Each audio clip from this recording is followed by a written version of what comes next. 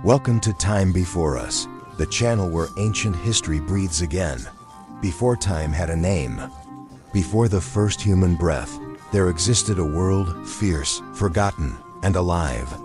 Creatures of scale and silence, predators wrapped in feathers, titans that shook the earth, lives erased, bones buried beneath eternity. But they are not lost, they are waiting. This is Time Before Us, where prehistory worlds rise again, and the stories buried in stone finally speak. Chapter 1: The Feathered Truth About Velociraptor. If you've ever watched Jurassic Park, the name Velociraptor probably brings up a vivid image. A sleek, 6-foot-tall predator, razor-clawed and lightning-fast. Stalking through jungles in coordinated packs, they open doors. They outsmart humans. They pounce with surgical precision, slicing their prey apart with that infamous sickle-shaped toe claw. It's a perfect horror movie monster, but that Hollywood nightmare? It's almost entirely fiction. The real Velociraptor mongoliensis, one that lived over 75 million years ago in what is now Mongolia, was about the size of a turkey. Let that sink in. Not a wolf, not a man-sized beast. A turkey. It measured about 6 to 7 feet long from nose to tail, but most of that was tail. In terms of height, maybe up to your knee. And it weighed about 30 pounds, less than most family dogs. And the biggest surprise? It had feathers. Lots of them. Forget the lizard-like skin of the movie version. The real Velociraptor was more bird than beast. It had feathers along its arms and tail, possibly even a crest or tufted plumage on its head. Imagine a predator that looked more like a fierce, ground-running hawk than a miniature T-Rex. Its arms, with long grasping fingers, weren't useless. They were likely used to stabilize while running or grappling prey. Its stiff tail helped it balance, much like a cheetah's tail aids in sharp turns. And those feathers? Not for flight, but for insulation, display, and agility. Now, how do we know it had feathers? In 2007, paleontologists discovered quill knobs, small bumps, along the forearm bones where large feathers anchor to the skeleton. Birds have them today, so did Velociraptor. That's not a guess. That's physical, fossilized proof. In other words, the debate about whether Velociraptor had feathers is over. It did. The evidence is quite literally in the bone dot, so where did the image of the scaly superraptor come from? Well, when Jurassic Park was being developed in the early 90s, the feathered dinosaur revolution hadn't hit yet. Scientists were only beginning to piece together the link between birds and dinosaurs. And Hollywood had a different priority: drama. Director Steven Spielberg and his team needed a terrifying, intelligent villain, and they found it, not in Velociraptor, but in another dinosaur entirely, Deinonychus. Deinonychus was a relative of Velociraptor, part of the dromaeosaurid family, but it was larger, stronger, and much more intimidating. Standing nearly 6 feet tall and stretching over 10 feet in length, Deinonychus anteropus was closer to what you saw in the film. The name Velociraptor just sounded cooler, so they used it. They essentially swapped names, but kept the bulkier frame of Deinonychus. Even so, recent studies suggest that even Deinonychus likely had feathers. So the Jurassic Park version? Still not accurate. No matter which species you choose, those leathery-skinned, lizard-looking raptors were a dramatic fabrication. Let's talk about that claw, the famous curved talon on the second toe, lifted off the ground as they walked. Hollywood told us it was a slashing weapon, capable of gutting prey in a single swipe. But paleontologists now think it was more like a grappling hook. Instead of slicing, raptors may have used the claw to latch onto struggling prey, pinning it down while they bit or tore at it with their teeth. Sound familiar? That's almost exactly how modern birds of prey like eagles and hawks kill, not with their beaks, but with their feet. In fact, some researchers believe dromaeosaurs may have hunted similarly, leaping onto small dinosaurs or lizards and holding them down with their clawed feet while delivering fatal bites. It's not quite the same as a raptor slashing open your belly in a kitchen, but it's still terrifying, just in a different way. Now, what about that famous scene, the raptors hunting in packs? That idea comes partly from fossil finds, where multiple dromaeosaurs were found around a single prey animal, like the famous fighting dinosaurs fossil, which shows a velociraptor locked in combat with a protoceratops. But was it coordinated? Hunting like wolves, or just a feeding frenzy? That's still debated. Some paleontologists argue raptors may have been more solitary, opportunistic predators, drawn to the same carcass. Others believe certain species might have shown primitive pack behavior, but intelligent, military-style tactics? That's pure cinema. Speaking of intelligence, were velociraptors smart? Compared to many dinosaurs, yes. Their brain size relative to body mass, called the encephalization quotient, was fairly high for a non-avian dinosaur. They likely had good problem-solving skills, acute senses, and fast reflexes, but not door-opening intelligence. That's another example of Hollywood dialing things up to 11. Still, we shouldn't downplay their abilities. Velociraptors had excellent binocular vision, a sharp sense of smell, and were built for speed and agility. They were fast runners, likely capable of sudden bursts when chasing prey. And their bird-like hips and hollow bones made them light, agile, and highly maneuverable. But again, that word, bird-like dot, because here's the bigger picture most people still don't realize. Velociraptor wasn't some strange cousin of birds. It was on the same evolutionary tree. Birds are dinosaurs. Not descendants in the distant sense, like mammals from reptiles, but a direct line. Velociraptor and a pigeon share more genetic history than Velociraptor and a crocodile. If Velociraptor hadn't gone extinct, but had shrunk a bit and grown wings, you might just see it in your backyard, pecking at birdseed. So, why does this matter? Because it forces us to rethink how we imagine the past. It reminds us that what we know is often shaped by pop culture more than science. And when science catches up, when new fossils, new technology, and new ideas rewrite the script, we have to let go of the myths, no matter how cinematic they are. Velociraptor wasn't a monster. It was a real animal. A strange, feathered predator that once roamed ancient deserts, chasing down prey with speed, cunning, and precision. It didn't roar, it didn't open doors, but it did survive in one of the harshest prehistoric ecosystems for millions of years. And, honestly, that's way more impressive than fiction. Chapter 2T. Rex. Not what you think for over a century. Tyrannosaurus Rex has ruled the public imagination. It's the undisputed king of the dinosaurs. A towering, snarling apex predator, crashing through forests, crushing cars, devouring goats, and roaring louder than a jet engine. But the truth? The real T-Rex was a very different creature from the one we've seen on screen.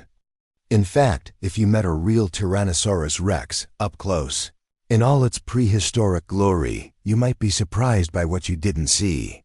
And what you did. First, let's talk about the elephant in the room.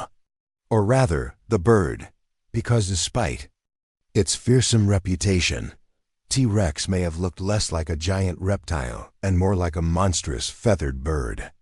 For years, paleontologists debated whether adult T-Rex had feathers, and while the fossil record is still incomplete, the picture is shifting.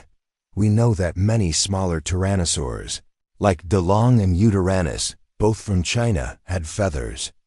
Actual fossilized feathers. And they weren't some obscure relatives. These were early members of the Tyrannosaur family, and they lived just a few million years before T-Rex. That strongly suggests feathers were an ancestral trait. So why haven't we found direct feather evidence on T-Rex itself? Well, most T-Rex fossils come from rock formations that don't preserve feathers well. It's possible they had feathers that simply didn't fossilize. Some scientists believe juvenile T-Rex had a fine covering of feathers that they lost as they grew older and larger. Think of elephants. Baby elephants have fuzz, but adults don't need it because of their size. The same may have applied to T-Rex. At nearly 40 feet long and over 9 tons in weight, insulation might have been unnecessary, but that doesn't mean it looked like a leathery lizard. Even more compelling, evidence suggests his T-Rex may have had lips. Not kissy, pouty lips, but soft tissue covering its massive teeth when its mouth was closed. You know how crocodiles have visible teeth, even when their mouths are shut? That's not what T-Rex likely looked like. CT scans and studies of jawbones show that exposed teeth would dry out, crack, and be vulnerable to damage. Most modern reptiles with large teeth, like monitor lizards, actually hide their fangs behind lips, so the always exposed teeth look from movies? Just dramatic flair. Real T-Rex may have had a closed-mouth grin most of the time. Now let's talk about its arms, those famously tiny, almost comical forelimbs. What's the point of having such puny arms on a creature so massive? Could it do anything with them? The answer might surprise you. Though small, T-Rex's arms were incredibly strong. Each could curl over 400 pounds. They had thick bones, massive muscle attachments, and 2 powerful claws. They likely weren't used to fight prey. The jaws did all the heavy lifting there, but they may have helped T-Rex gripmates during reproduction rise from a lying position, or clutch struggling prey that was already in its mouth. So while they look ridiculous, they weren't useless. They were specialized tools, like grappling hooks or kickstands, evolved for very specific tasks. But what truly redefines T-Rex is its brain. But here, not because it was massive, it wasn't, but because it was advanced. Inside that dinosaur-sized skull was a surprisingly bird-like brain. It had excellent vision, possibly better than an eagle's. It had an incredible sense of smell.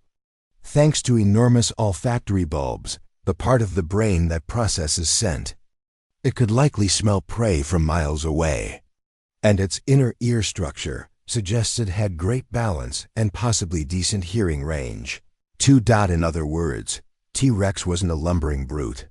It was a sharp-sensed, highly tuned predator. And speaking of movement, no, it didn't run at 45 miles per hour. That's movie magic. The physics just don't add up. At over 9 tons, a running T-Rex would have shattered its legs. Recent biomechanical studies suggest it could walk or trot at about 10 to 20 miles per hour, fast enough to chase down large herbivores. But not exactly a sprinting sprinter. But here's the twist that really blows people's minds. T-Rex may have been a scavenger, at least part of the time. That idea was once controversial, even mocked. Why would the king of dinosaurs scavenge carcasses instead of hunting live prey? But think about modern apex predators. Lions scavenge when they can. So do bears. So do wolves. It's not a weakness, it's smart biology. If you're a massive predator and you smell a dead hadrosaur half a mile away, why not take the free meal and that famous bite? It wasn't just powerful, it was record-breaking. T-Rex had the strongest bite force of any terrestrial animal in Earth's history. Over 12,000 pounds per square inch. Enough to crush bone like dry twigs. Its teeth were not daggers, but bananas, thick, blunt, and serrated, perfect for sawing through flesh and pulverizing bone. Fossils show it swallowed chunks whole, bones and all. There's even evidence it 8 other T-Rex, that's right, we found bones with bite marks that match T-Rex jaws. Cannibalism isn't off the table. And then there's the question of behavior. Was T-Rex a solitary hunter, a social predator, a parent? Some paleontologists speculate it may have raised young for a time. Others think juveniles were faster, feathered, and filled a different ecological niche, like hyenas to the adult's lion. There may have been age-based packs or overlapping roles. We don't know yet. But new fossil finds are shedding more light every year. And one more fun fact, T-Rex may not have roared. Sorry, Hollywood. The iconic roar used in movies is a mix of elephant, lion, and alligator sounds. In reality, T-Rex likely made deep, resonant booms or low-frequency rumbles, more like a crocodile's bellow or a distant thunderclap than a lion's roar. It didn't need volume. It needed power and presence, and a subsonic growl might have shaken the ground like a rolling earthquake. So, let's recap. The real Tyrannosaurus rex wasn't a green-skinned, scaly brute. It might have been partially feathered. It had lips, strong but small arms, powerful senses, and a bite that could crack bone. It didn't sprint. It may have scavenged. It possibly cared for young. It was less monster, more apex strategist. And honestly, that's so much cooler than the monster movie version, because the reality of T-Rex doesn't make it less scary. It makes it more real. It was a living, breathing animal. Not invincible, not evil. Just incredibly, perfectly adapted to dominate its world. The king? Still very much so. But the crown it wore was feathered, not forged in nightmare. Chapter 3, Dilophosaurus didn't spit poison. It's one of the most memorable scenes in Jurassic Park.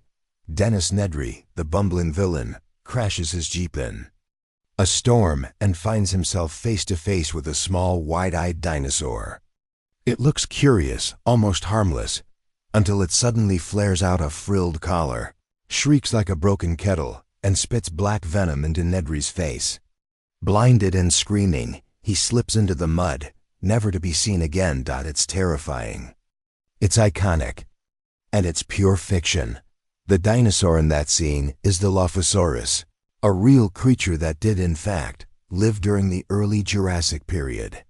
But the version we saw on screen, the frilled neck venom spitter no taller than a golden retriever, was a Hollywood fabrication, stitched together for dramatic flair. In reality, Dilophosaurus wetherilli was a very different animal. For starters, it was massive, far larger than the film suggests. Not the size of a dog, not even a large bird. The real Dilophosaurus was about 20 feet long, stood over 6 feet tall at the hips, and weighed close to 900 pounds. That's not something that's hiding behind your Jeep in a rainstorm. That's a predator you'd spot from across the valley, and hope it doesn't spot you. So how did we get it so wrong?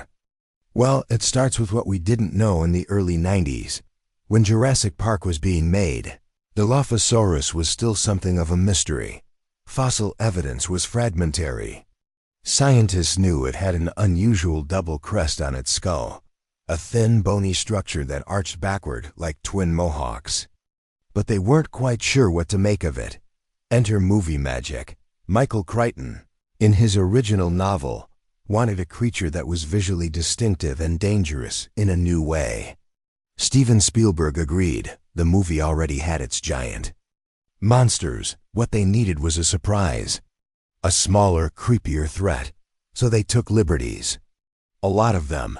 They shrank it to half its actual size. They gave it an expandable neck frill, something inspired by the real-life frill-necked lizard of Australia. It's a cool-looking feature, but there's no fossil evidence that Dilophosaurus or any other dinosaur had one. And the venom? That was pure invention too. There's no indication that Dilophosaurus could spit venom or even produce venom at all. Unlike some modern reptiles like spitting cobras or Gila monsters, no known dinosaur has skeletal features associated with venom. Glands, hollow fangs, or delivery grooves. The idea made for a shocking scene, but it's simply not grounded in science. So, what was Dilophosaurus really like? Despite the myths, it was still a fascinating and deadly predator. Living about 193 million years ago, during the early Jurassic, it was one of the first truly large carnivorous dinosaurs. Its double crest may have been used for display, perhaps to attract mates, intimidate rivals, or identify members of its species. Think of the crests on modern birds like cassowaries or the fans of a peacock. They don't need to serve a functional purpose in hunting. They serve social functions. The skull of Dilophosaurus was long, narrow, and relatively lightweight. Its jaws weren't built for bone crushing like T-Rex, but more likely for slicing flesh. Its teeth were curved and serrated, ideal for cutting through soft tissue.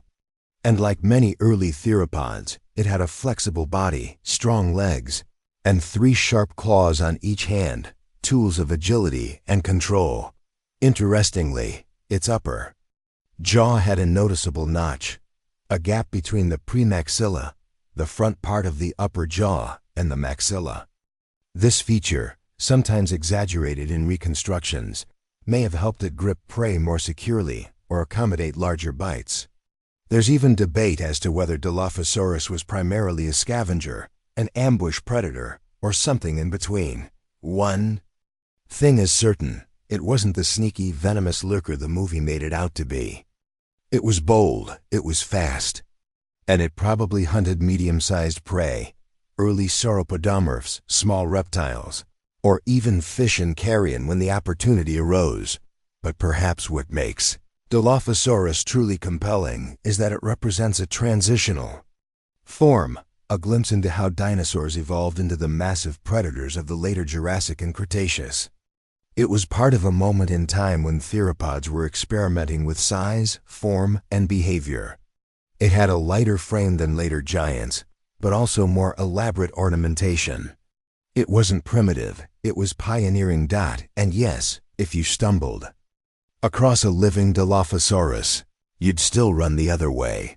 Imagine it, 20 feet of muscle and bone, twin crests catching the sunlight, serrated teeth gleaming, claws ready. It wouldn't be hiding behind a fern or playing coy in the rain.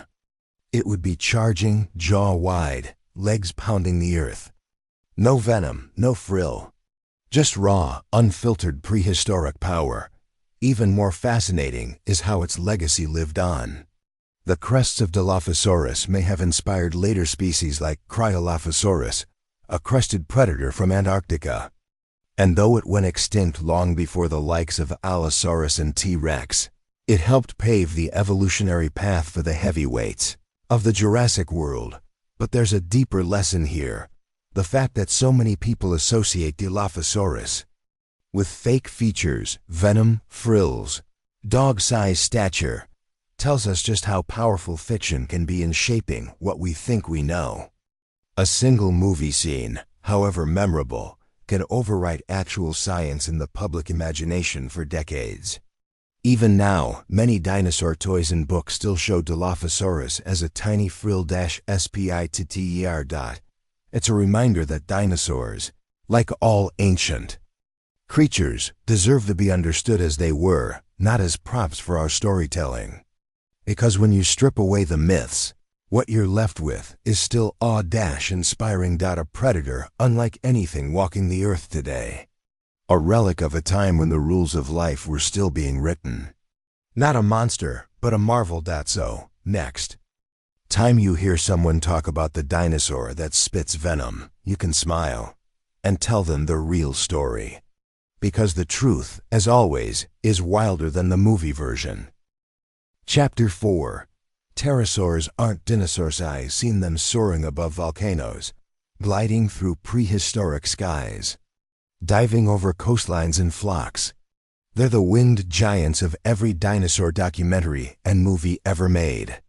And if you've ever lumped them in with the rest of the dinosaurs, you're definitely not alone. That's the truth that changes everything. Pterosaurs weren't dinosaurs. That's right. All your life, you've probably been told, or assumed, that these flying reptiles were just the aerial branch of the dinosaur family tree. But scientifically, that's incorrect. Pterosaurs were their own group. Closely related to dinosaurs, yes. They both fall under a larger group called archosaurs, but they split off down a different evolutionary path long before the first T-Rex ever took a breath. So what exactly were pterosaurs? They were the first vertebrates to evolve powered flight. Not just gliding, actual flight with flapping wings, lift, and sustained aerial movement. And they did it long before birds took to the skies. In fact, they ruled the air for over 150 million years. But don't picture them all as massive, leathery beasts. Pterosaurs came in an astonishing range of sizes, shapes, and lifestyles. Some were no bigger than a sparrow. Others, like Quetzalcoatlus northropi, had wingspans reaching 35 feet or more. That's roughly the size of an F-16 fighter jet. And yet, they could likely launch themselves from the ground and fly, not because they were light, but because they were marvels of biomechanical design. One of the biggest myths about pterosaurs, aside from them being dinosaurs, is how they looked. Movies often portray them like overgrown bats, leathery wings, reptilian faces, shrieking vocals, and aggressive, predatory behavior. And while the wings part is true, they did have membranous wings. The rest is a patchwork of outdated guesswork and pop culture invention. In reality, many pterosaurs were covered in fuzz. That's right, fuzzy, hair-like filaments called pycnofibers. For decades, scientists thought they were scaly, but closer fossil analysis revealed textures that looked more like fur. These filaments likely helped them regulate body temperature, just as feathers or fur do today. Some species might even have had colorful crests, elaborate headgear made of bone and soft tissue. These weren't just decorations, they were visual signals.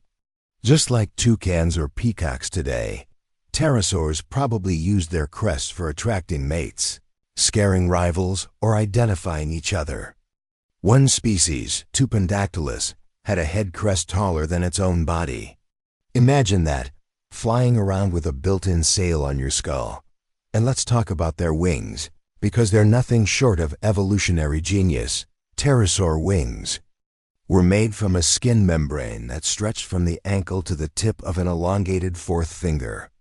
That finger could be longer than the rest of the arm combined. It supported the wing like a sailboat mast holds a sail. But the wing wasn't just a flat sheet. It had muscle, blood vessels, and a sophisticated system of fibers that gave it strength, flexibility, and control. They weren't just flapping aimlessly. Pterosaurs could maneuver, glide, dive, and soar with extraordinary grace. In fact, some species were built for long-distance travel, catching thermal air currents and riding them for hours, even days, across ancient oceans. Others may have been more agile, flitting through forests and snapping up insects mid-flight. And their diversity didn't stop with their size or wings. Some had long, toothy snouts, perfect for fishing, like Pteranodon or Rhamphorhynchus. Others had beaks, or even filter-feeding adaptations like flamingos. One species, Zungaripterus, had crushing teeth, suggesting it hunted shellfish. Pterosaurs weren't just one thing. They were an entire class of flying reptiles, filling every aerial niche you can imagine. But despite all that, most people still think of Pteranodon, the classic pterosaur, as the default model. And even then, we've misunderstood. Pteranodon, for example, didn't have teeth.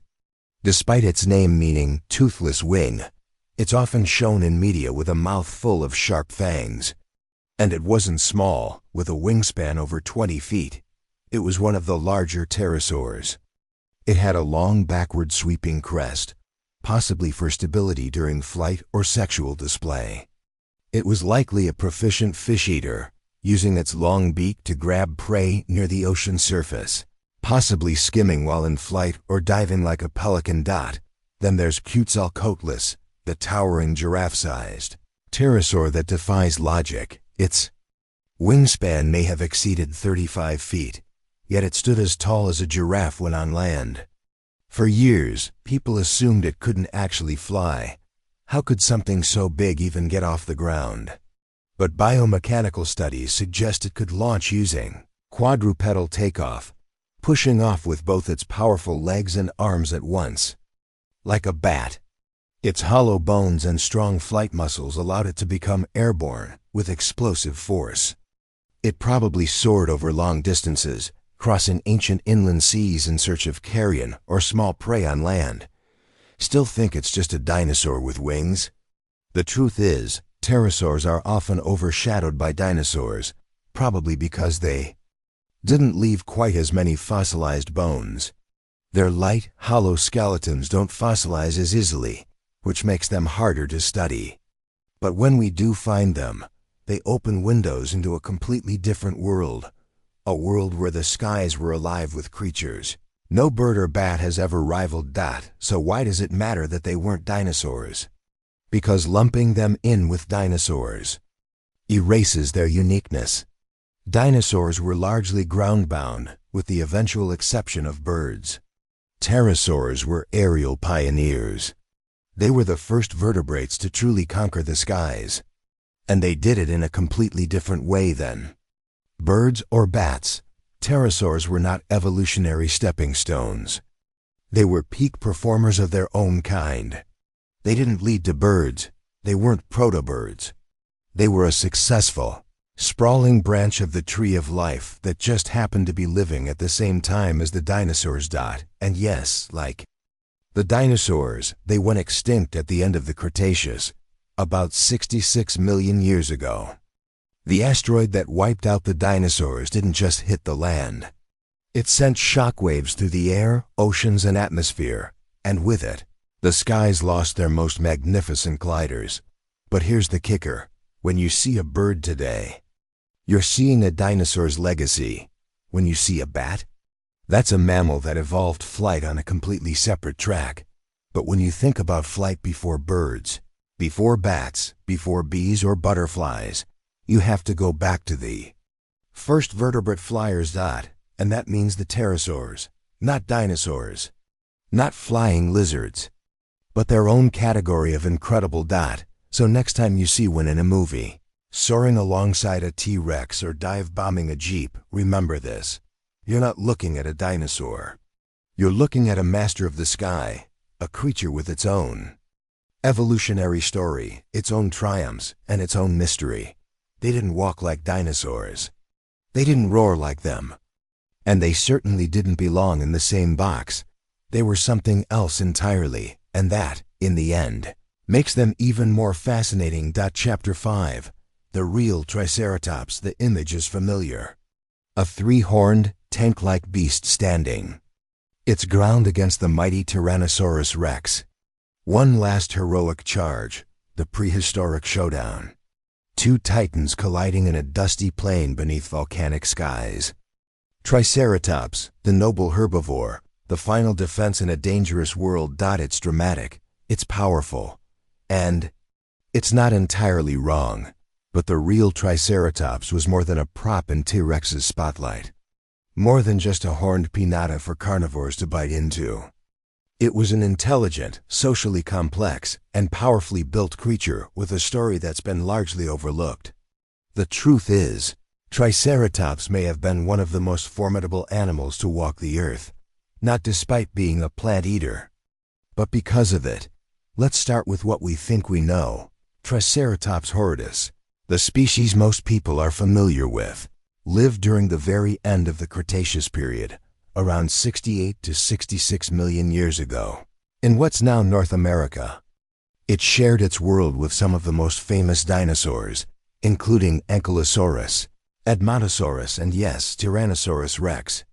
But far from being passive prey, Triceratops was equipped for survival in a brutal competitive ecosystem. It was about 30 feet long, 10 feet tall at the shoulder, and weighed up to 12 tons, heavier than a bull African elephant.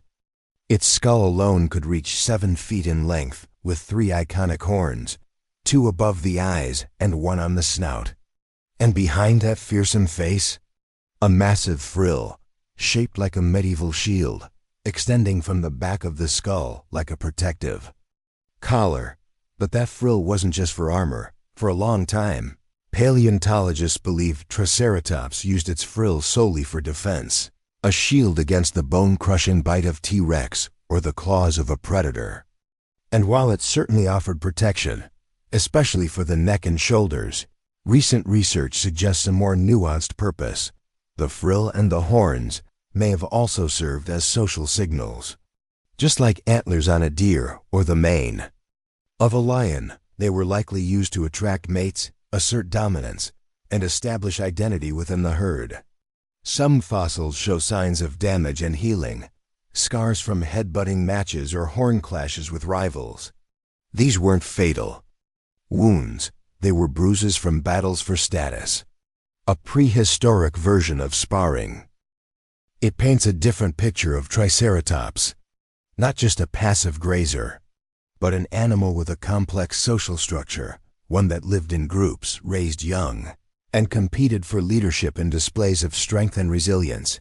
Imagine a herd of them, dozens of horned giants moving across the floodplains, their heads low, horns gleaming in the sun, frills shimmering with vascular color like those of modern lizards or birds, a wall of bone and muscle. And you begin to understand why Triceratops wasn't just a target, it was a presence. And those horns? Not just for show, each one over 3 feet long, made of solid keratin-covered bone. They could puncture, gore, and impale with terrifying force. In fact, we have fossil evidence of T-Rex skulls with puncture wounds in just the right places to match a Triceratops horn. Not imagined scenes, actual damage on real fossilized bone. And here's the kicker. Triceratops didn't just survive in the same environment as T-Rex. It thrived. It was one of the most common large herbivores of the late Cretaceous. Fossils have been found across the western United States, from Montana to New Mexico. And not just single individuals, entire bone beds, suggesting that Triceratops may have lived in herds, possibly migrating or clustering during seasonal changes.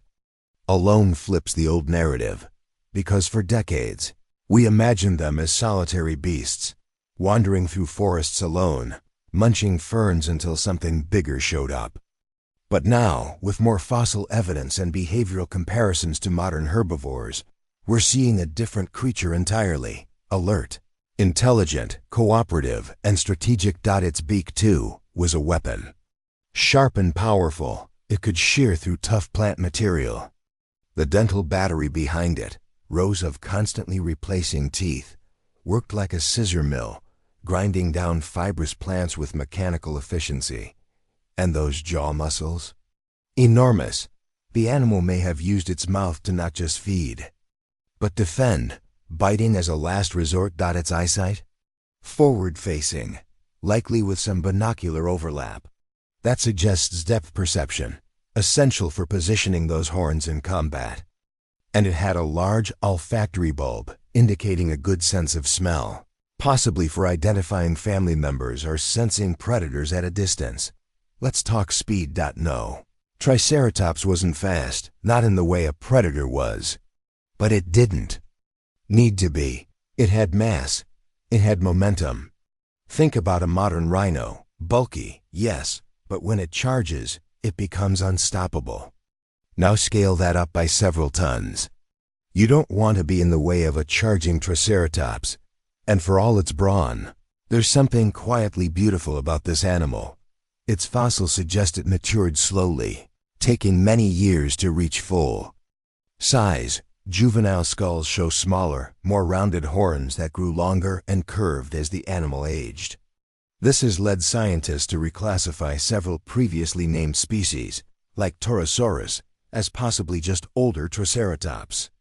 It's a rare glimpse into dinosaur aging, a window into how looks changed over time. In that sense, the frill and horns weren't just for show or defense.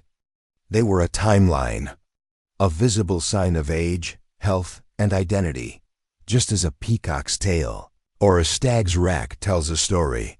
And all of this adds up to a truth that's far more compelling than the movies, because while Hollywood has often reduced Triceratops to a noble side character, a victim, a background grazer, a quiet casualty, the reality is far more dynamic. It was one of the most successful herbivores in Earth's history. An animal that not only evolved to survive, but to compete, to thrive, to protect its own, and to shape its environment through sheer presence. When the asteroid struck, And the age of dinosaurs came crashing to an end. Triceratops was still there. It was one of the last non-avian dinosaurs, living right up until the Cretaceous-Paleogene extinction event. It saw the rise and fall of many species. It walked alongside T-Rex not in fear, but as a peer, as an equal player in the final chapter of the Mesozoic era. And perhaps that's what makes it truly unforgettable. It wasn't flashy.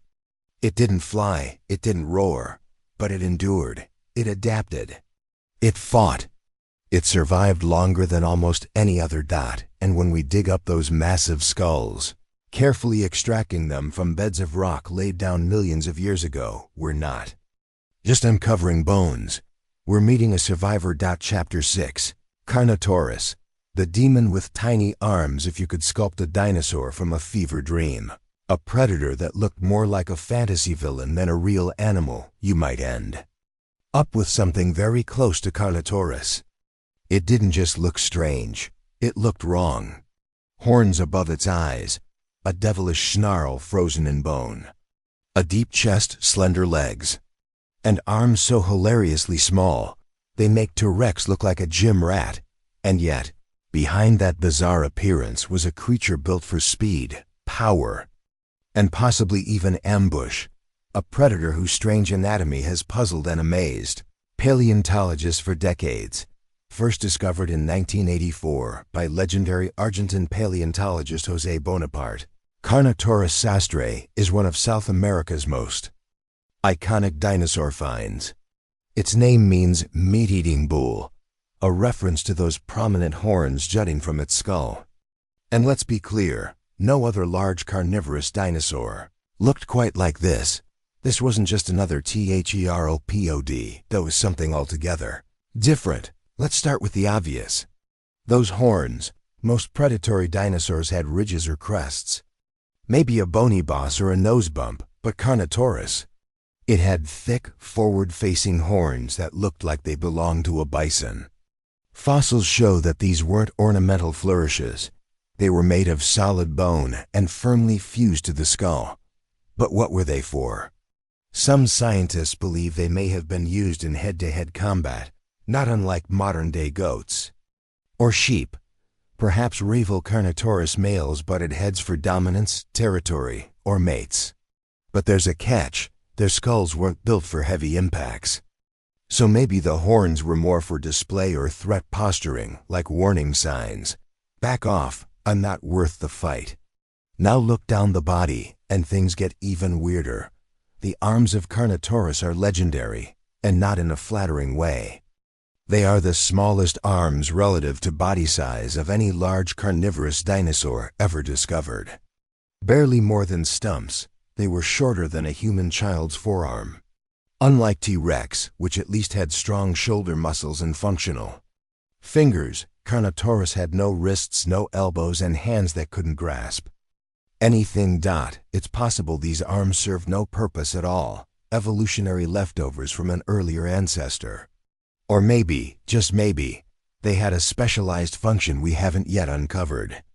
Were they used during mating? For balance during turning? For visual signaling in some unknown behavioral context? The truth is, we simply don't know. But where Carnotaurus lacks in arms, it overcompensates in other ways. Its body was built like a race car. It had a deep chest, narrow hips, and long muscular legs. Its tail was reinforced with a unique system of interlocking bones and tendons, forming a sort of muscular springboard. This wasn't for balance, like in most theropods. This was power storage. It let the tail act like a lever, helping the legs deliver explosive bursts of speed. Some scientists estimate Carnotaurus could reach speeds of 30 to 35 miles per hour, faster than most predators its size. It may have been one of the fastest large theropods ever, and speed, combined with stealth, may have been its most important tool. Fossil evidence suggests it hunted in open or lightly forested areas, likely stalking slower herbivores like titanosaurs or ornithopods. Its skull, although tall and narrow, had forward-facing eyes that suggest stereoscopic vision. the kind that allows depth perception and accurate tracking. A perfect setup for a creature that needed to ambush, not overpower. But here's the twist. Carnotaurus didn't just rely on speed or brute force. Its skin, preserved with stunning detail in fossil impressions, tells another part of the story. Unlike many other theropods, we found large sections of its fossilized skin. And it's covered in rows of small, pebbly scales, punctuated by larger, bony studs known as scutes. These weren't armor in the traditional sense. They wouldn't deflect claws or teeth, but they would have given Carnotaurus a rough, reptilian texture. Some paleontologists believe this scaly skin pattern may have helped break up its outline, like natural camouflage. Not unlike a crocodile lurking in dappled shadows out in life. It might have been dark-colored, possibly reddish or patterned, blending into its environment as it crept low and fast through the brush. And while Carnotaurus wasn't the largest predator of its time, it was certainly among the most specialized. It lived during the late Cretaceous, around 70 million years ago in what is now Argentina.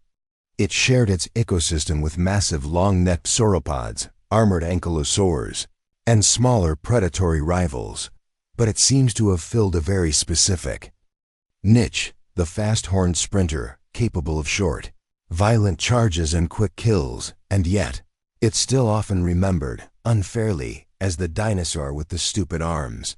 That's the thing about Carnotaurus. Its weirdness tends to overshadow its brilliance.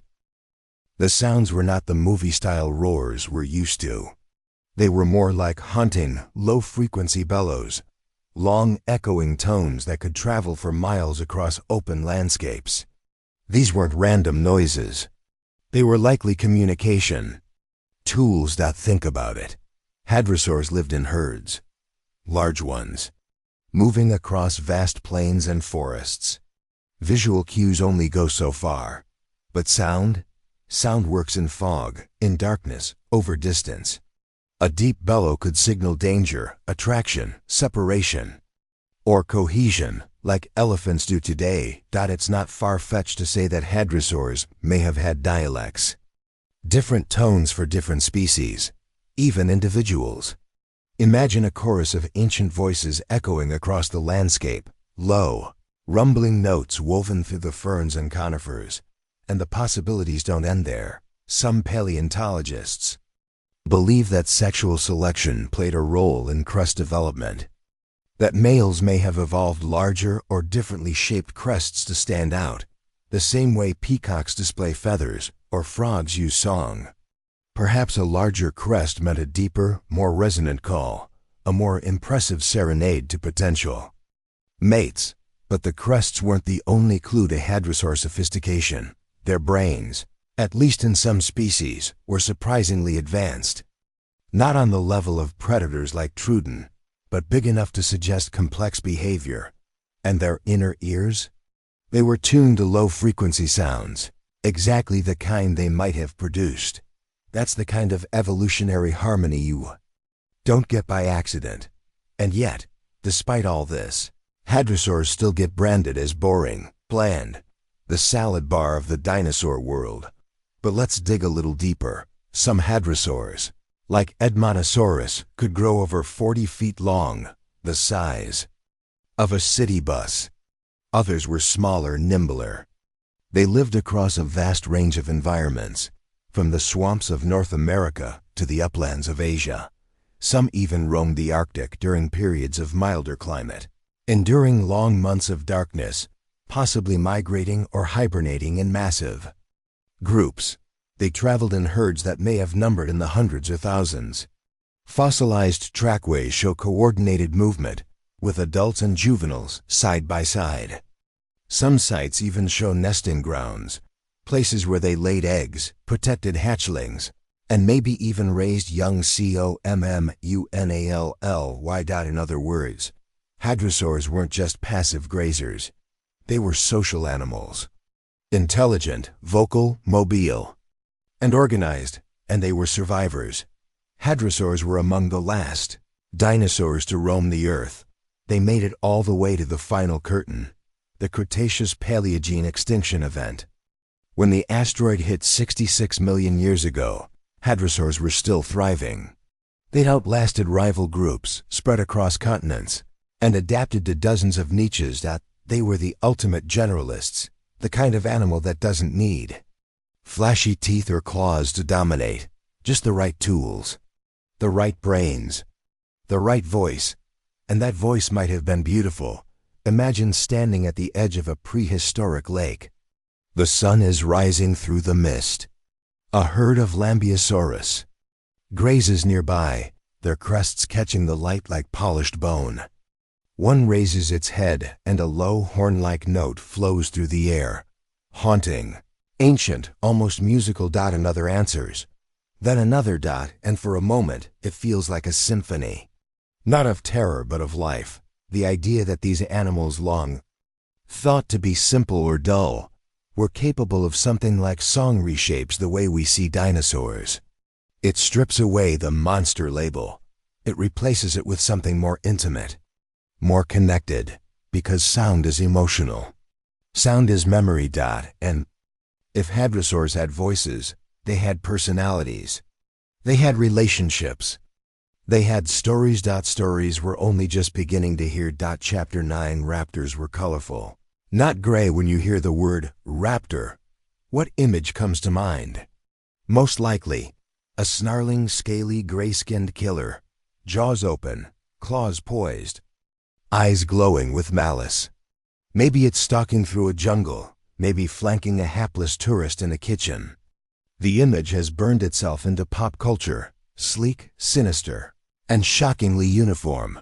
But science tells us something completely different. The real raptors, the dromaeosaurs, weren't just smart and deadly. They were feathered. And not just with a few tufts here and there. We're talking fully plumed, bird-like hunters, some of which may have been decked out in patterns, stripes, and even iridescent hues. In other words, the real raptors didn't look like movie monsters. They looked like killer birds, beautiful, agile, and flamboyant. Let's rewind. The first major clue came in the 1990s, when fossils from China's Liaoning province began to surface.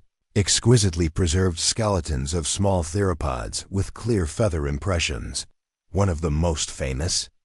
Microraptor, a small four-winged raptor with flight feathers not just on its arms, but on its legs and tail. It looked like a crow crossed with a dragonfly, and it definitely wasn't gray. Then came Velociraptor. Yes, that Velociraptor. In 2007, a specimen was discovered in Mongolia with clear quill knobs on the forearm bones, just like the anchor points that birds have for flight feathers. That wasn't a guess. That was physical evidence that Velociraptor had wings, or at least feathered arms. This was no longer theoretical. It was confirmed. And once that door opened, a whole world of possibilities came flooding in.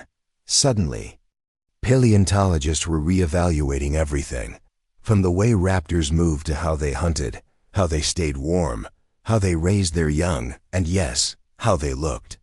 And the answer was dazzling. Feathers aren't just for flight. They serve many functions: insulation, display, camouflage, communication. Modern birds use color to attract mates, intimidate rivals, or blend into their surroundings. Why would raptors be any different?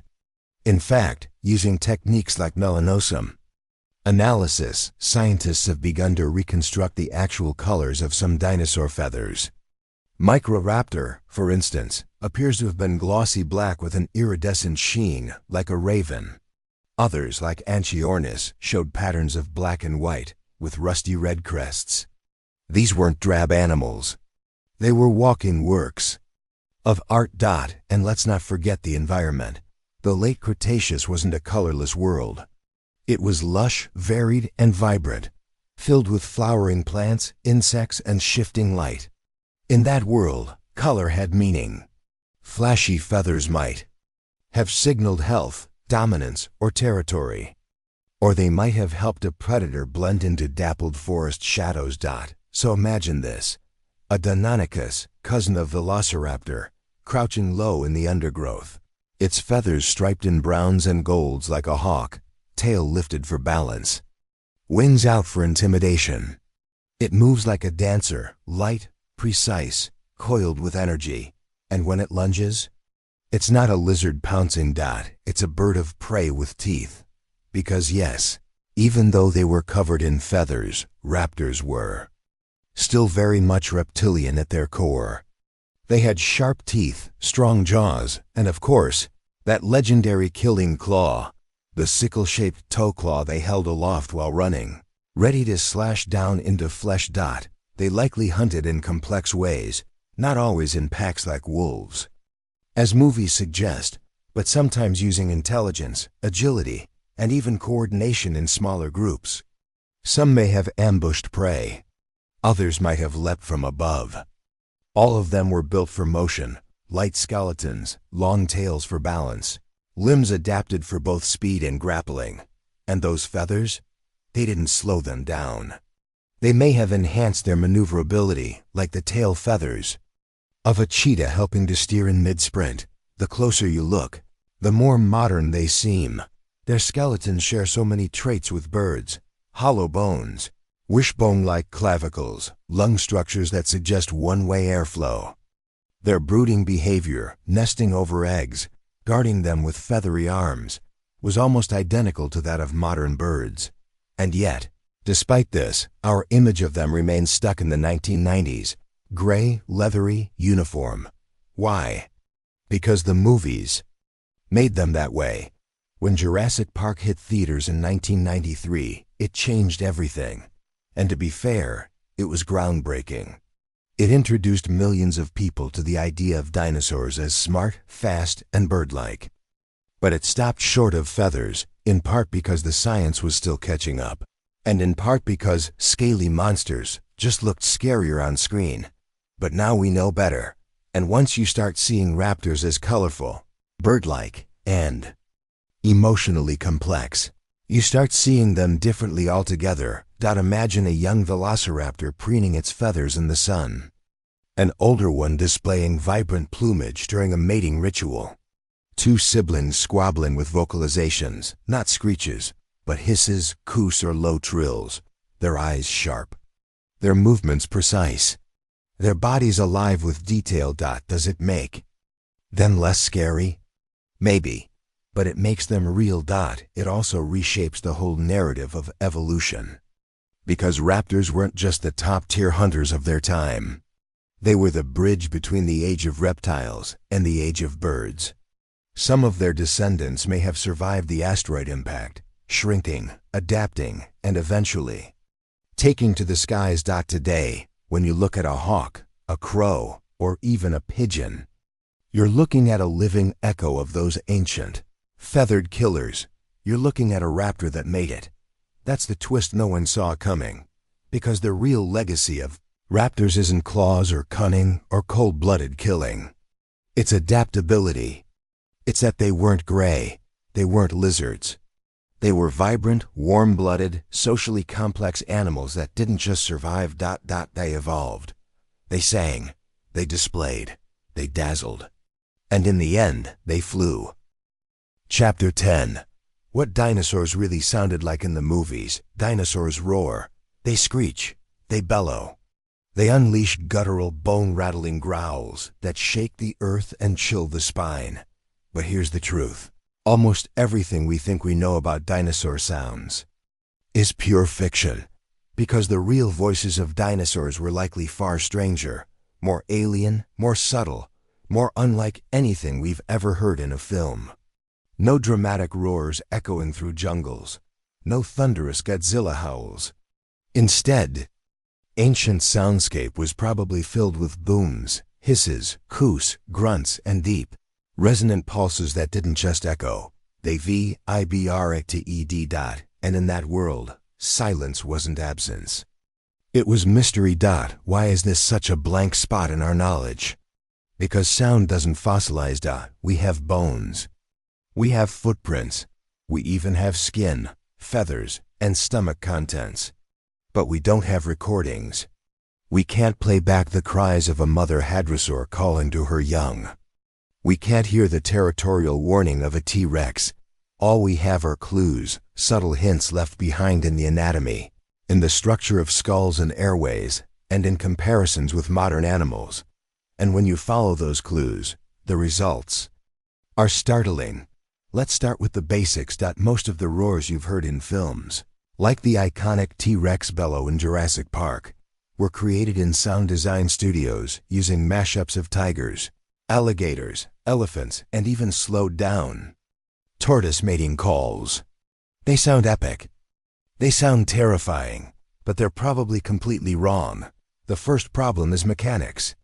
To produce a lion-like roar, you need a very specific set of vocal anatomy, vocal cords, vocal sacs, air-splitting folds. And we don't actually have strong evidence that non-avian dinosaurs had these exact features, but we do know they had air sacs. Birds and some dinosaurs share a complex respiratory system involving hollow bones and internal air sacs.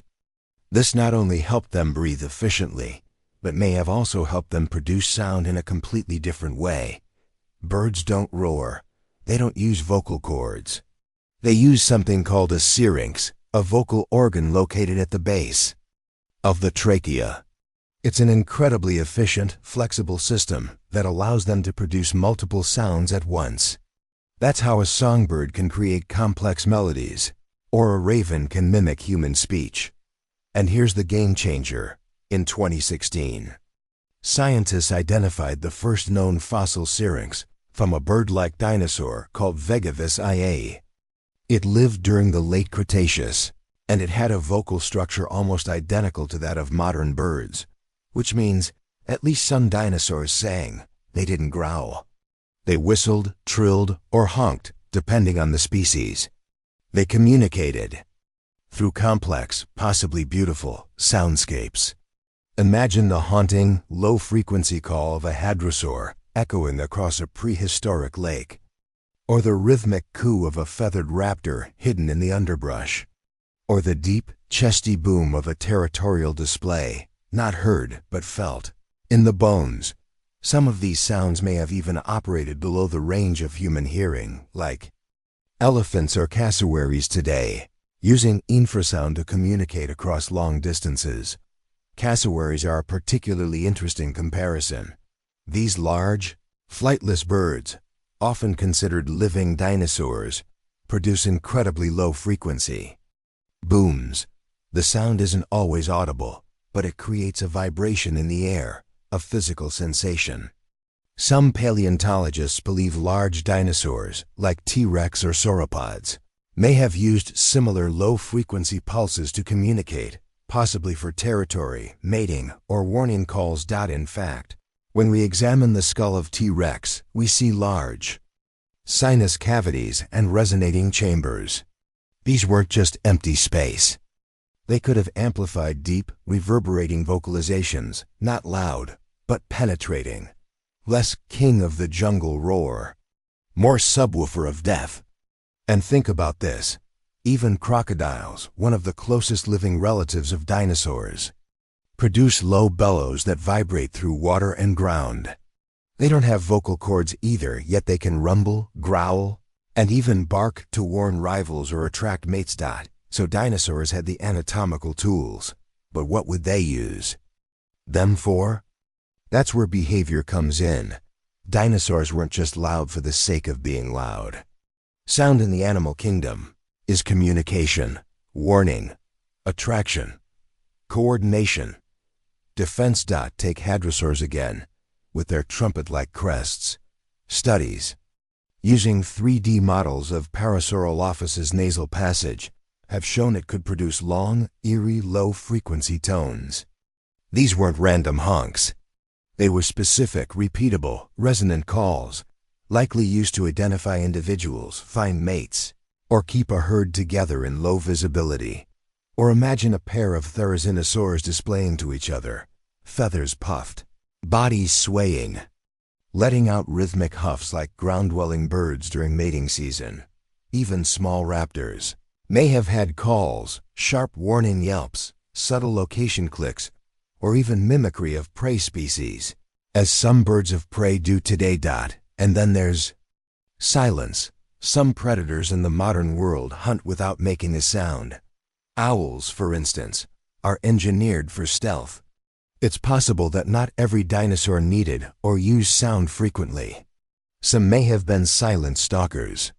Others might have relied more on visual cues or chemical signals. We'll never know for sure, but the diversity of potential is mind-boggling. Here single quotes s a thought that lingers. The Mesozoic era wasn't just a world of thunderous footsteps and crashing battles. It was likely filled with sound, strange, subtle, sometimes soothing, sometimes terrifying. A forest alive with the murmur of herbivores. A low moan rolling across the plains. A sharp chirp in the darkness. A rhythmic boom echoing through the ferns. If we could stand in the middle of that world and just listen, it might feel more like being in a rainforest than a war zone. Layers of sound. Communication layered on survival. Emotion layered on instinct, not chaos. But chorus, that's the tragedy of film fiction. We've imagined dinosaurs as beasts, stripped of nuance, reduced to howls and screams. But when we uncover their voices, we uncover something deeper. Evidence of relationships, intelligence, emotion. A mother calling to her hatchlings. A juvenile testing its voice. Two rivals dueling in sound before resorting to violence. A world not of noise, but of meaning. And it makes you wonder, if we heard the true voice of a dinosaur, would we even recognize it as animal? Or would it sound so strange, so otherworldly, that we'd think it was something else entirely? Whatever the case, one thing is clear: dinosaurs didn't sound like the movies. They sounded like dinosaurs. And that sound, lost in time, might be the one thing we're still learning how to hear. Chapter 11. Stegosaurus, the wrong-headed dinosaur. It's hard to find a more instantly recognizable dinosaur than Stegosaurus. Those tall, bony plates rising like sails along its back. The Thagomizer, a name we owe to a comic strip, jutting from the tail like a medieval weapon. The tiny head, the arched back, the dragging tail. You've seen it on lunchboxes, in cartoons, parading through dioramas with all the elegance of a spiky armored tank. But what if we told you that for over a century, nearly everything about how we imagined Stegosaurus was wrong? And we're not just talking about behavior or diet. At one point, we literally put its head on the wrong end. Let's start at the beginning. When Stegosaurus was first discovered in 1877 by the legendary Othniel Charles Marsh during the infamous Bone Wars, it presented paleontologists with a bizarre puzzle. Enormous backplates, stumpy legs, a tiny skull, and that brutal tail. Marsh described it as an armored lizard, hence the name Stegosaurus, meaning roofed lizard. He thought the plates laid flat along the back like shingles on a roof. A reasonable mistake if your understanding of dinosaur anatomy is in its infancy.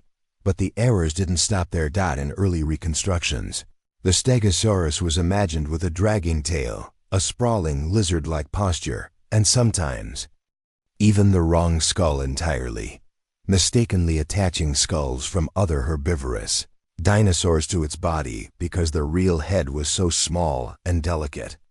It didn't seem to fit. For years, scientists genuinely debated whether the brain of a Stegosaurus was too small to control its own body. One bizarre theory proposed that it had a second brain in its hips, a sort of backup control center to help coordinate its massive frame.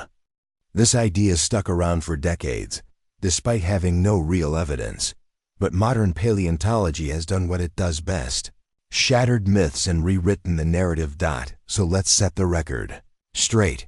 The real Stegosaurus was not a slow-witted, tail-dragging reptile with flat plates and a mystery brain in its rear. It was a highly adapted, highly specialized herbivore with a form of defense so effective, it likely made predators think twice.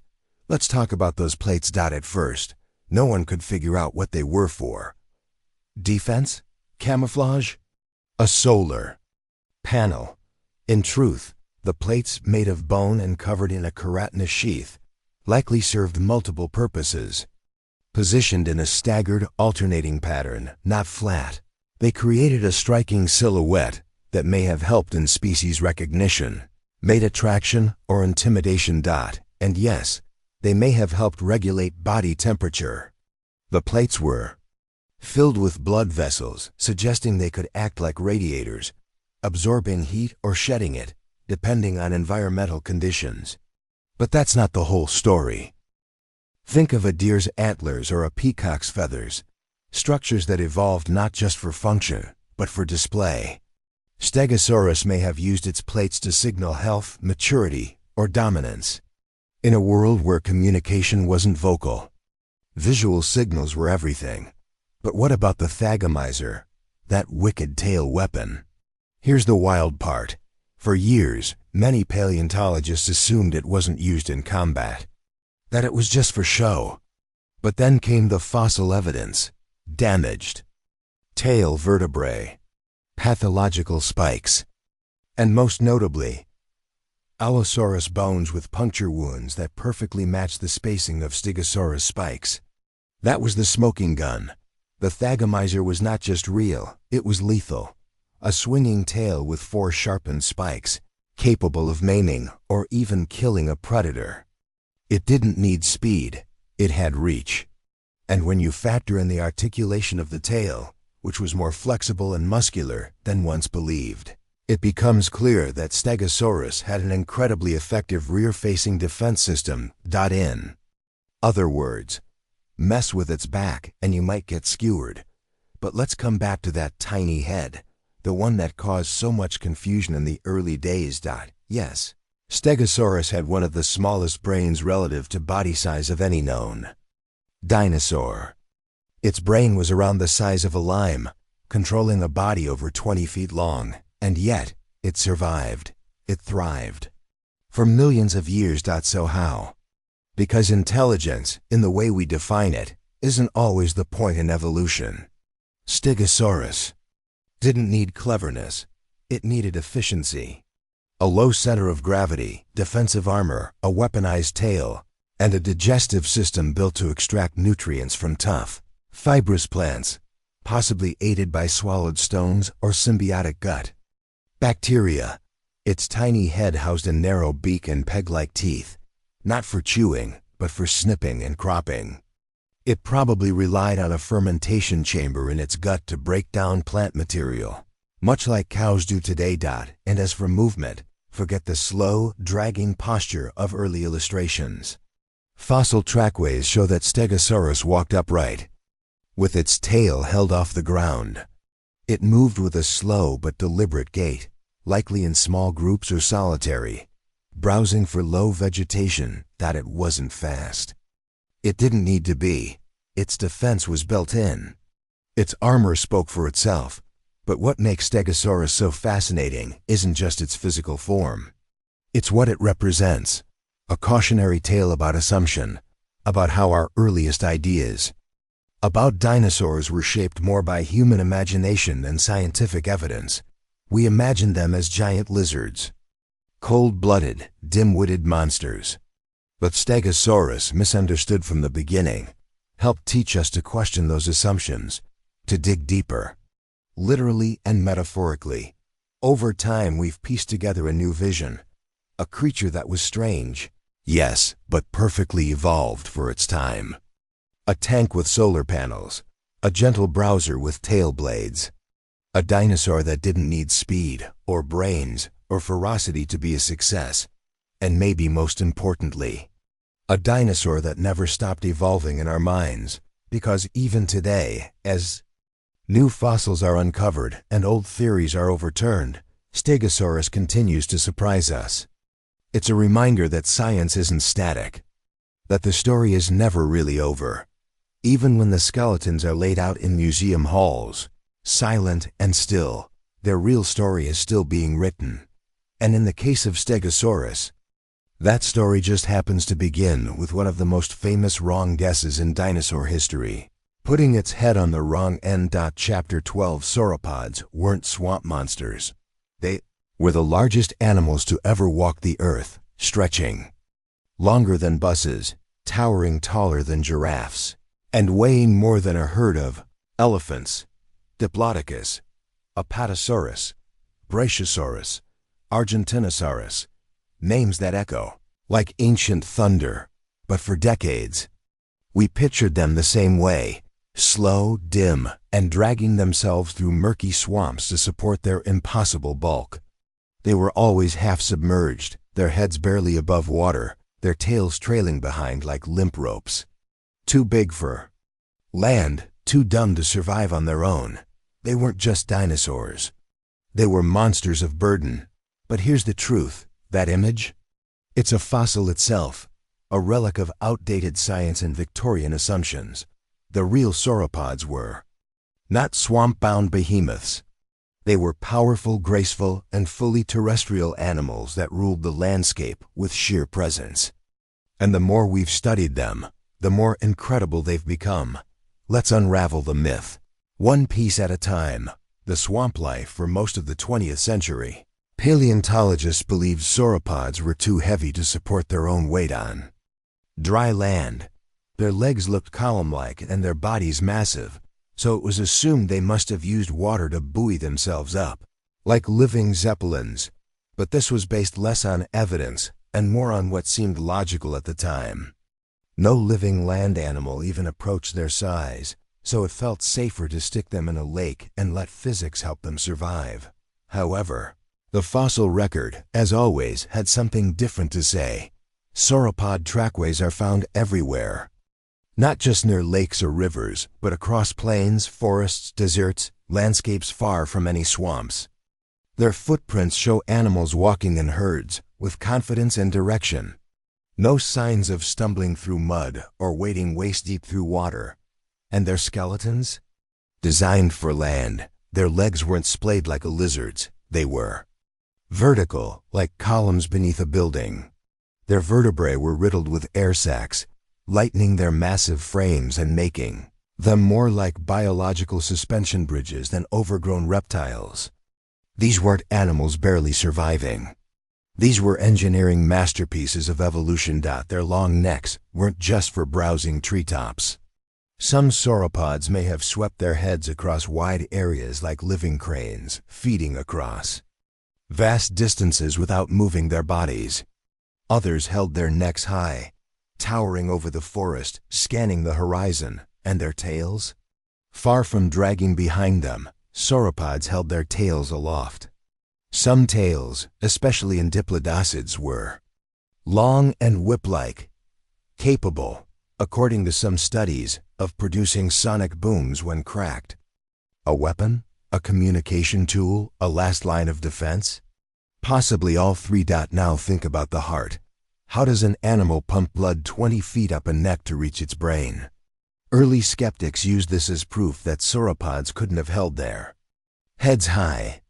But recent models suggest sauropods may have had powerful, multi-chambered hearts, as well as valves in the neck arteries to reduce strain.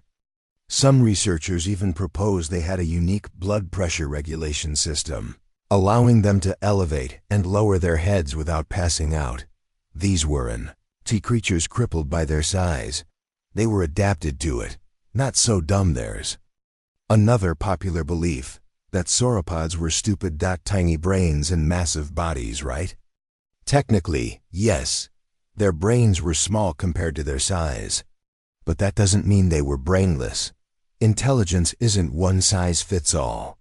Elephants, for instance, are large and intelligent, but not because of brain-to-body ratio. Because of complex social behavior, memory, and communication. And sauropods may have been similar in some ways. Evidence suggests many sauropods traveled in herds, possibly with age structure, juveniles in the middle, protected by adults. Nesting sites have been discovered that hint at seasonal migration. And mass egg-laying events, not unlike sea turtles or flamingos today. These weren't solitary lumbering giants. They were part of communities, moving, feeding, possibly even protecting each other. And let's not forget their early growth. Sauropods, hatched from eggs barely the size of a football. To reach adulthood, they had to grow at unbelievable speeds, packing on tons of mass within a few decades.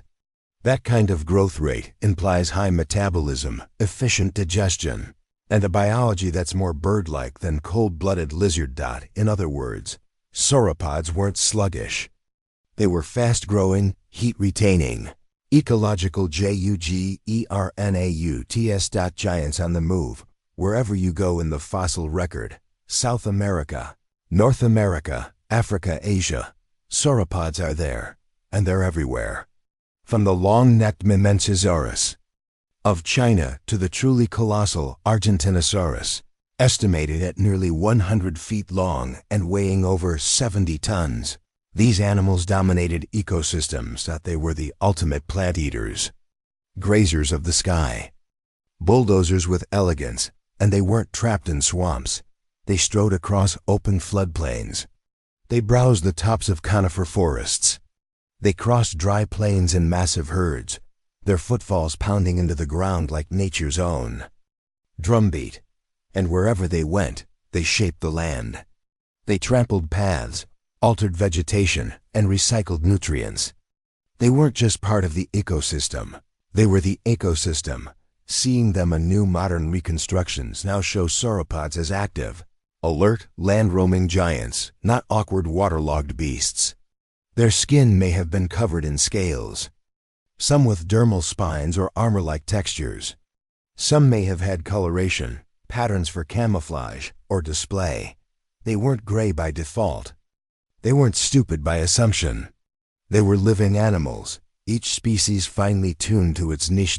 And now, we're even beginning to glimpse the soft tissue features that never fossilized, the cheeks that shaped their mouths, the air sacs that made them lighter, the nasal structures that may have let them vocalize with deep, rumbling calls that resonated across the land. Imagine hearing that. A low, sonorous note vibrating through your chest. A sauropod song, not a roar, but a presence. Asterisk. That's the tragedy of the old swamp monster myth. It robbed these creatures of their grandeur, but the reality is so much better. Because in a world that keeps trying to limit the possible, sauropods are the ultimate contradiction. Creatures so big they shouldn't have been able to walk, and yet they walked across continents.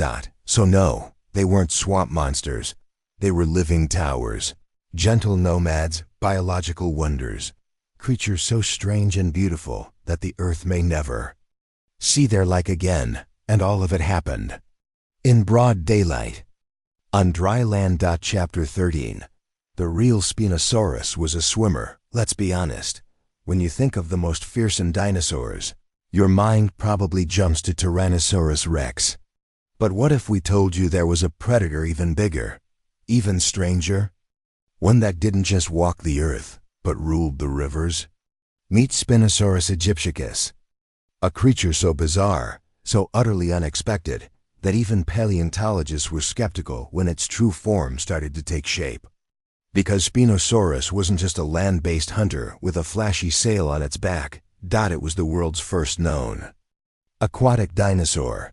And that single fact changes everything.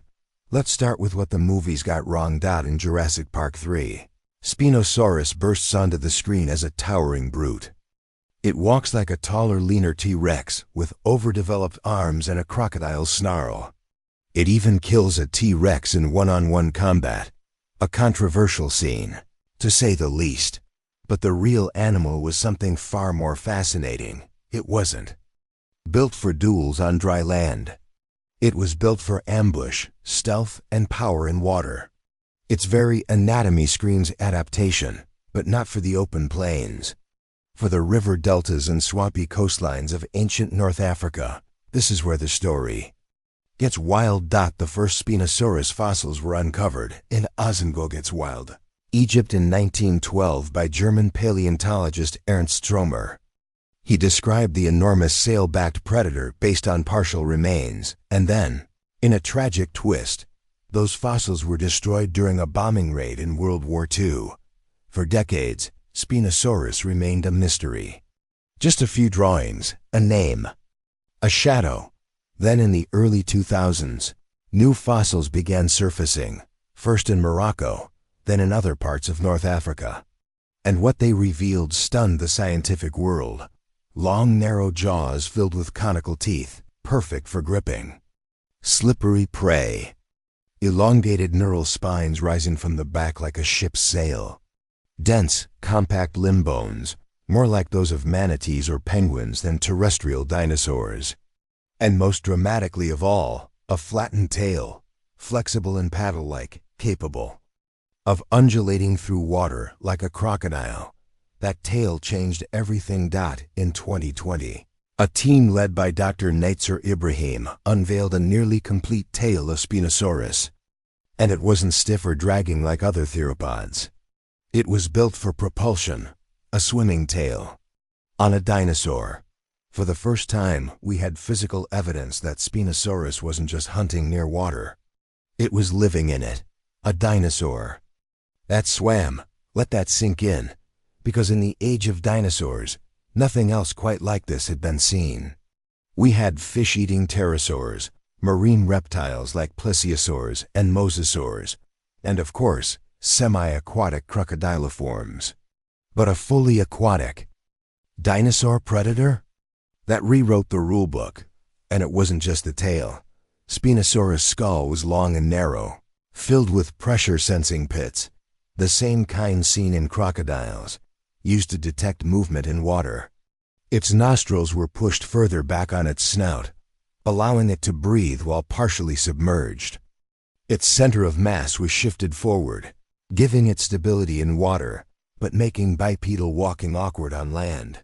Some reconstructions now suggest it spent most of its life in the water, hunting giant fish, using its sail for display, or thermoregulation, and possibly dragging itself out like a massive, scaled-down bear to sunbathe or nest.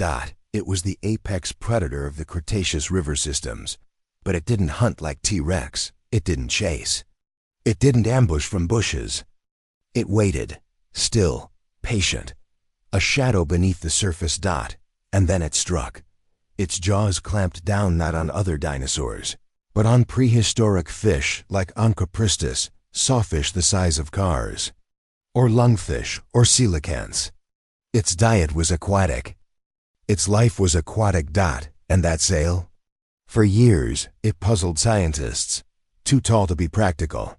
Too thin to offer serious defense. But when placed in the context of water, it begins to make sense.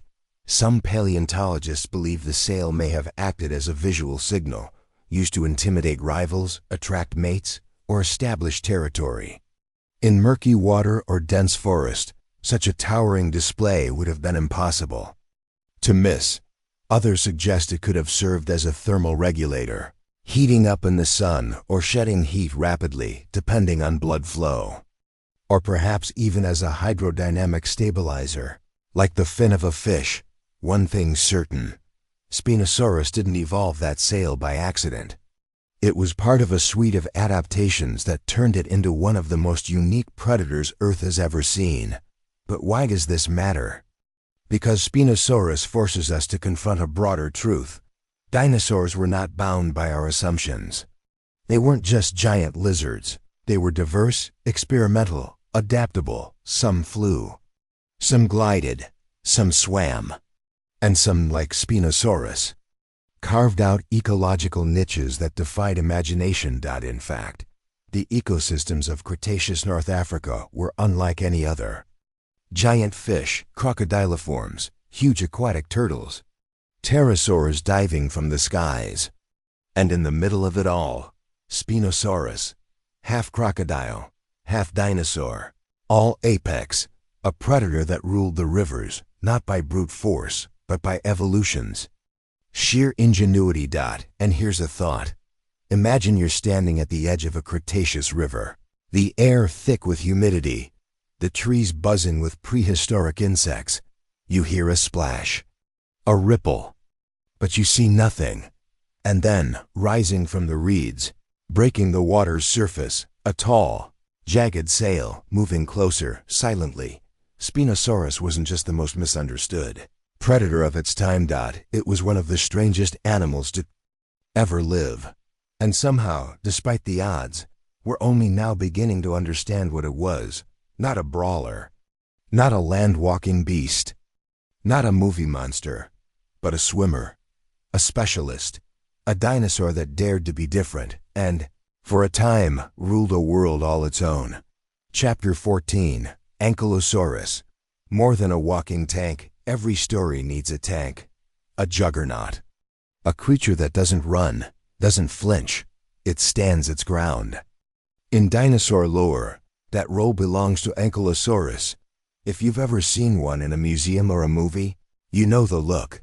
Low-slung, broad-backed, a living bulldozer covered in bony armor.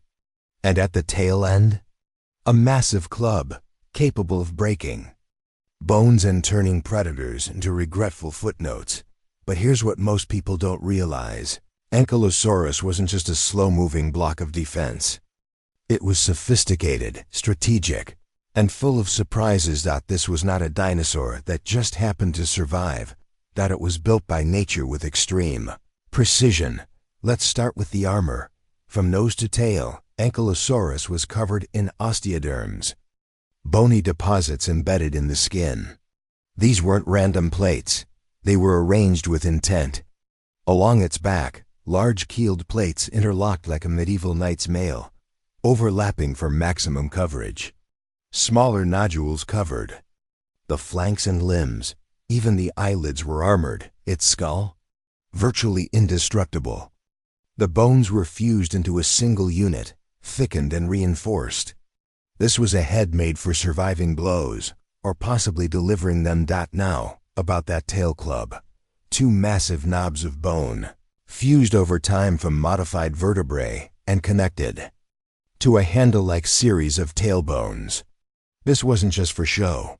CT scans of fossil tail clubs revealed dense bone and thick muscle attachment points. This was a weapon, and studies show it could deliver a blow with enough force to fracture bone, even those of a full-grown T-Rex. Think about that. You're a hungry predator, stalking prey, and you corner this low-slung herbivore. You charge, jaws open, but just before you land the bite, it pivots, and boom, the tail swings out like a battering ram. Your shin shatters. That's Ankylosaurus's real power. Not just surviving an attack, but ending it. But defense is just the beginning. Because Ankylosaurus wasn't dumb. It wasn't slow in the mind. In fact, some features suggest it may have had surprisingly keen senses, particularly smell. Its nasal passages were long, winding, and complex, almost maze-like. Not only did this help with thermoregulation and humidifying dry air, but it also likely housed a sophisticated olfactory system. In plain terms, Ankylosaurus may have had an excellent sense of smell. Why does that matter? Because good scent tracking means better awareness of food sources, better awareness of predators, better survival. And remember, Ankylosaurus lived in the late Cretaceous, sharing its environment with tyrannosaurs, raptors, and other large predators. It needed every edge it could get. Speaking of environment, let's talk habitat. Ankylosaurus fossils have been found across North America, particularly in places that once held dense forests and floodplains. It wasn't just wandering open plains like a steel-clad tractor. It was likely navigating wooded areas, brushing past ferns and underbrush, its armor scraping bark, its nostrils searching for the next patch of edible vegetation. And what it ate? Low-lying plants. Ankylosaurus had a wide, beak-like snout for cropping, and behind that, small leaf-shaped teeth. Not for chewing, but for clipping. Digestion probably took place over long periods, possibly aided by fermentation and gut bacteria, like in modern herbivores. But here's a fascinating twist. Because when you look past the meme-worthy anatomy, you see an animal finely tuned for its world. It didn't need arms. It had a spring-loaded skeleton, vision adapted for precision, and a skull equipped with long, slender teeth ideal for slicing through flesh. It was more like than a bone crusher, built for hit-and-run strikes, not prolonged wrestling matches. And then, of course, there's the legacy. In pop culture, has finally started to get some attention. It appeared as a villain in Disney's Dinosaur and showed up again in the Jurassic World series. But even then, its portrayal is still wrapped in exaggeration, overly large, overly aggressive, and always a little too close to T-Rex in appearance. The real animal was stranger, smarter, sleeker, and far more alien, and maybe that's what makes it unforgettable, because Carnotaurus challenges our expectations. It defies our visual shorthand for what a predator should look like. It's a living contradiction, strong but strangely shaped, deadly but derpy looking, fast but horned like a herbivore. And when we imagine it not as a freak, but as a successful design, one honed by millions of years of evolutionary trial and error, we see it for what it was: a predator with a purpose, a demon in disguise. Glimpse into the strange possibilities of deep time, where survival doesn't always look the way we expect. Chapter 7.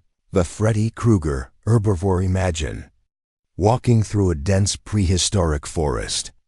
The air is heavy, still.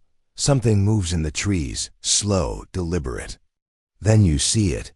A creature steps out of the undergrowth, towering over you like a nightmarish scarecrow, feathered, pot-bellied, long-necked. Its tiny head turns, curious. And then your eyes lock onto the real horror, arms stretching out, longer than your entire body, tipped with scythe-like claws over 3 feet long. Claws that could disembowel you in a single sweep. You brace for attack, and it starts munching on ferns.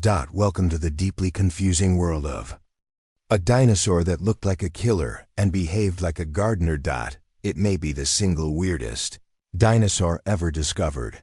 When paleontologists first uncovered its fossils in the 1940s in Mongolia, they found something strange: giant claws, each one longer than a human arm. At first, they assumed they belonged to some kind of massive predator. After all, what else would need weapons like that? Some even thought they belonged to a giant turtle. It took decades and more fossil discoveries to piece together the full picture. And when they finally did, what emerged was something no one saw coming. Was a member of a group called part of the theropod family, the same family that includes T-Rex, Velociraptor, and modern birds. But while most theropods were carnivorous, had taken a sharp turn. It was a herbivore. That's right. All those slashing claws, they weren't for gutting prey. They were likely used for pulling down branches, stripping leaves, or defending against predators. And maybe, just maybe, for mating displays or territory battles, but not for killing. Let's break down this walking contradiction. It stood around 10 meters, 33 feet long, and possibly up to 5 meters, 16 feet tall. Its body was bulky and barrel-shaped, a plant processing machine. Its neck was long and flexible, ending in a small skull with a narrow, toothless beak, perfect for clipping vegetation. But those arms, oh those arms, they were grotesquely long, longer than any other theropods, and ended in claws that defy logic. Each one could measure up to 1 meter, over 3 feet. Not curved like a raptor's talon, but almost sickle-shaped, elegant in a disturbing way. Some paleontologists have compared them to scythes or mantis limbs. And yet, this thing was a plant-eater. It's like if Freddy Krueger gave up slashing teenagers and took up horticulture. Even its feet were weird. Most theropods had narrow, raptor-like feet built for speed, but had broad, weight-bearing toes, with claws shaped more like hooves. They weren't made for running. They were made for supporting serious weight, like that of a big, slow-moving grazer. And here's the twist. It was covered in feathers. Fossils of close relatives like Anothronychus show clear evidence of primitive feathers, hair-like filaments that covered the body. While we haven't found complete feathered specimens of Therizinosaurus itself, there's no reason to believe it was an exception. So yes, This nightmare-fueled beast was likely fluffy, maybe even colorful. Imagine a giant sloth-like creature, covered in feathers, waddling slowly through the forest, slicing down tree branches with scythe claws, and cropping leaves with a dainty beak. It's so strange it almost doesn't compute. But here's the deeper story. Is a symbol of evolutionary creativity that it shows us that dinosaurs weren't locked into neat boxes. Predator, prey, carnivore, herbivore. Evolution doesn't care about our categories. It builds what works, even if what works looks ridiculous. Likely evolved from small meat-eating ancestors. Over time, they began eating plants, developing longer necks, broader hips, and heavier bodies. Their hands, once tools for catching prey, became specialized for manipulating vegetation. Their claws, instead of shrinking, grew into enormous multi-purpose tools, a sort of prehistoric Swiss Army knife. And just because it wasn't a predator doesn't mean it wasn't dangerous. Those claws could still inflict devastating injuries if threatened. Like a modern gorilla, usually gentle, but with terrifying strength if provoked. A charging, swinging those claws in defense would be a terrifying sight. So why don't we see more of them in documentaries or movies? Because they don't fit the mold. They don't roar like T-Rex. They don't sprint like Velociraptor. They don't graze peacefully like Triceratops. They challenge our image of what a dinosaur should be. They're slow, strange, shaggy, and hard to categorize. And yet, they were real, successful, spread across Asia and North America, and part of a broader movement in the Cretaceous, where more and more dinosaurs were evolving unusual diets, feathers, and body shapes. There's something deeply human about this creature that it reminds us not to judge by appearances, not to assume sharp claws mean violence, that something which looks terrifying may actually just want to be left alone to eat in peace. It also forces us to expand our imagination, to look beyond the Jurassic Park archetypes, to embrace the full weirdness of evolution. Because life, especially 70 million years ago, wasn't trying to make sense to us. It was just trying to survive. Did that by becoming one of the strangest, most uniquely adapted dinosaurs ever. It didn't just survive. It thrived by breaking the rules. So if you ever find yourself wondering what evolution is capable of, if you ever think you've seen it all, remember the Freddy Krueger of the dinosaur world, the one with murder tools and a salad diet. The one that looked like a monster, but lived like a giant. Feathered Gardener. Chapter 8. Hadrosaurs. The singing dinosaurs. You've probably seen them 100 times without giving them a second thought. Herds of duck-billed dinosaurs roaming ancient floodplains. Grazers. Background extras in the Cretaceous drama. They're usually running from something, a predator, a fire, a volcanic blast. Just prey. Just the scenery. But what if I told you those so-called duckbills may have been some of the most complex, social, and vocal animals of their time?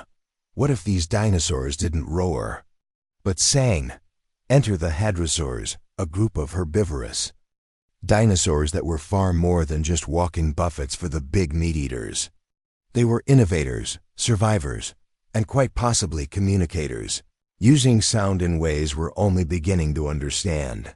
Let's start with their most iconic feature, the duck-billed. At first glance, it looks a little silly, wide, flat, and more like a gardening tool than a mouth. But don't be fooled. That bill, combined with a highly specialized dental structure, made hadrosaurs some of the most efficient plant eaters in dinosaur history. Inside their jaws were hundreds of tiny, tightly packed teeth, arranged in batteries, kind of like a conveyor belt. These teeth constantly replaced themselves and worked together to grind and shred vegetation with astonishing precision. Imagine a self-sharpening food processor that never stops working. That's a hadrosaur's mouth, but their diet isn't what made them famous. It's the crests. Some hadrosaurs, especially the evolved strange, hollow bony crests that extended from their skulls like helmets, tubes, or even saxophone-shaped. Trumpets. Think of dinosaurs like Corythosaurus, Lambeosaurus, or the hauntingly elegant Parasaurolophus. That last one had a crest that could reach over 5 feet long, curving back like a windswept horn. For decades, no one knew what they were for.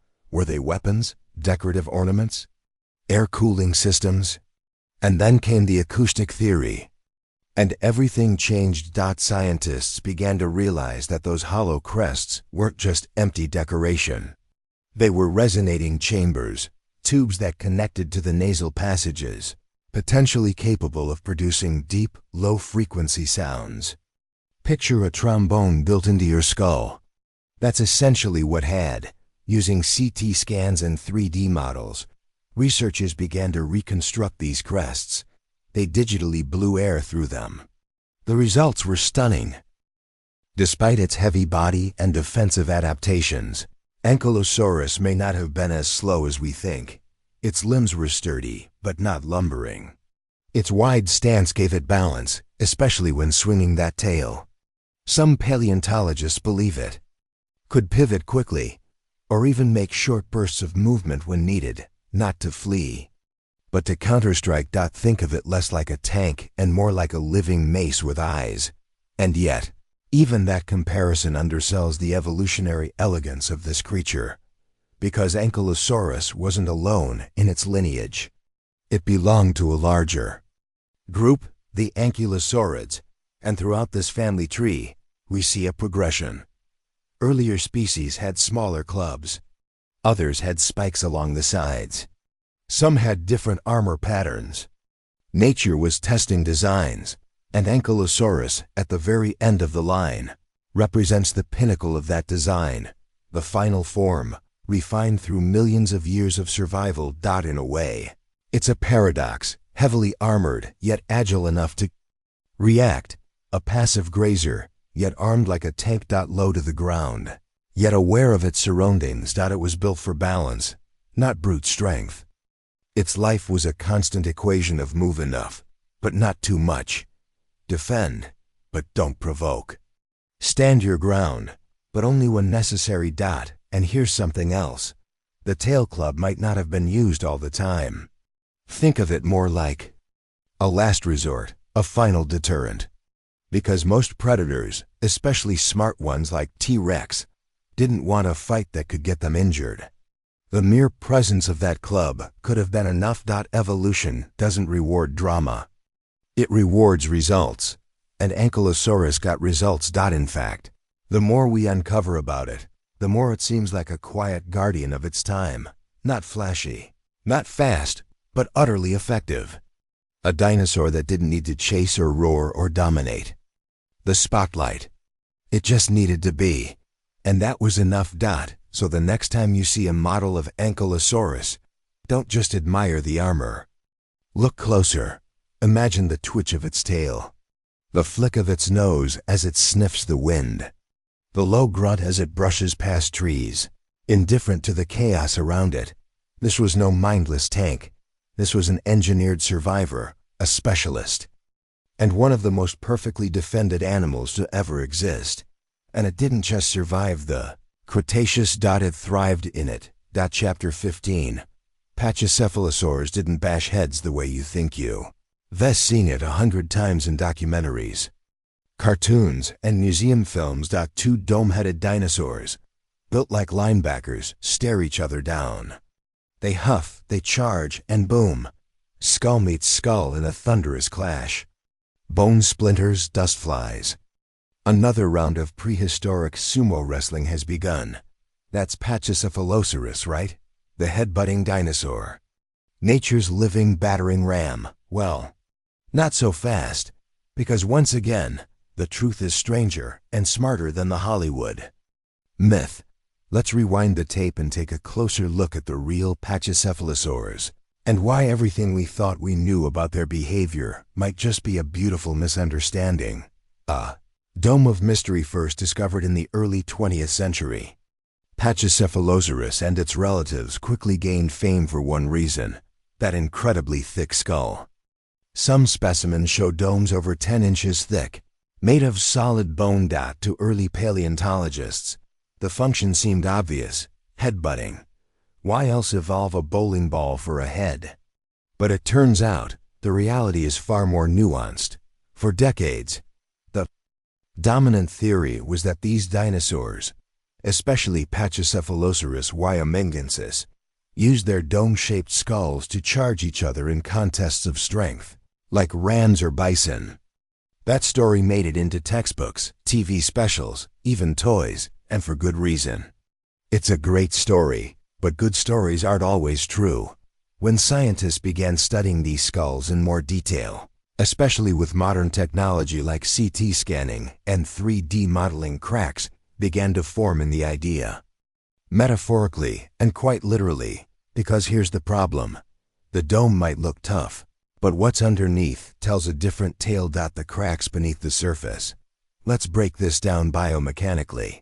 If two Pachycephalosaurs were ramming each other head-on at full speed, their necks would need to be perfectly structured to absorb and distribute that force. Think of the shock-absorbing spines in bighorn sheep. They're specially adapted to prevent brain injury, but in Pachycephalosaurs, the neck vertebrae don't show those adaptations.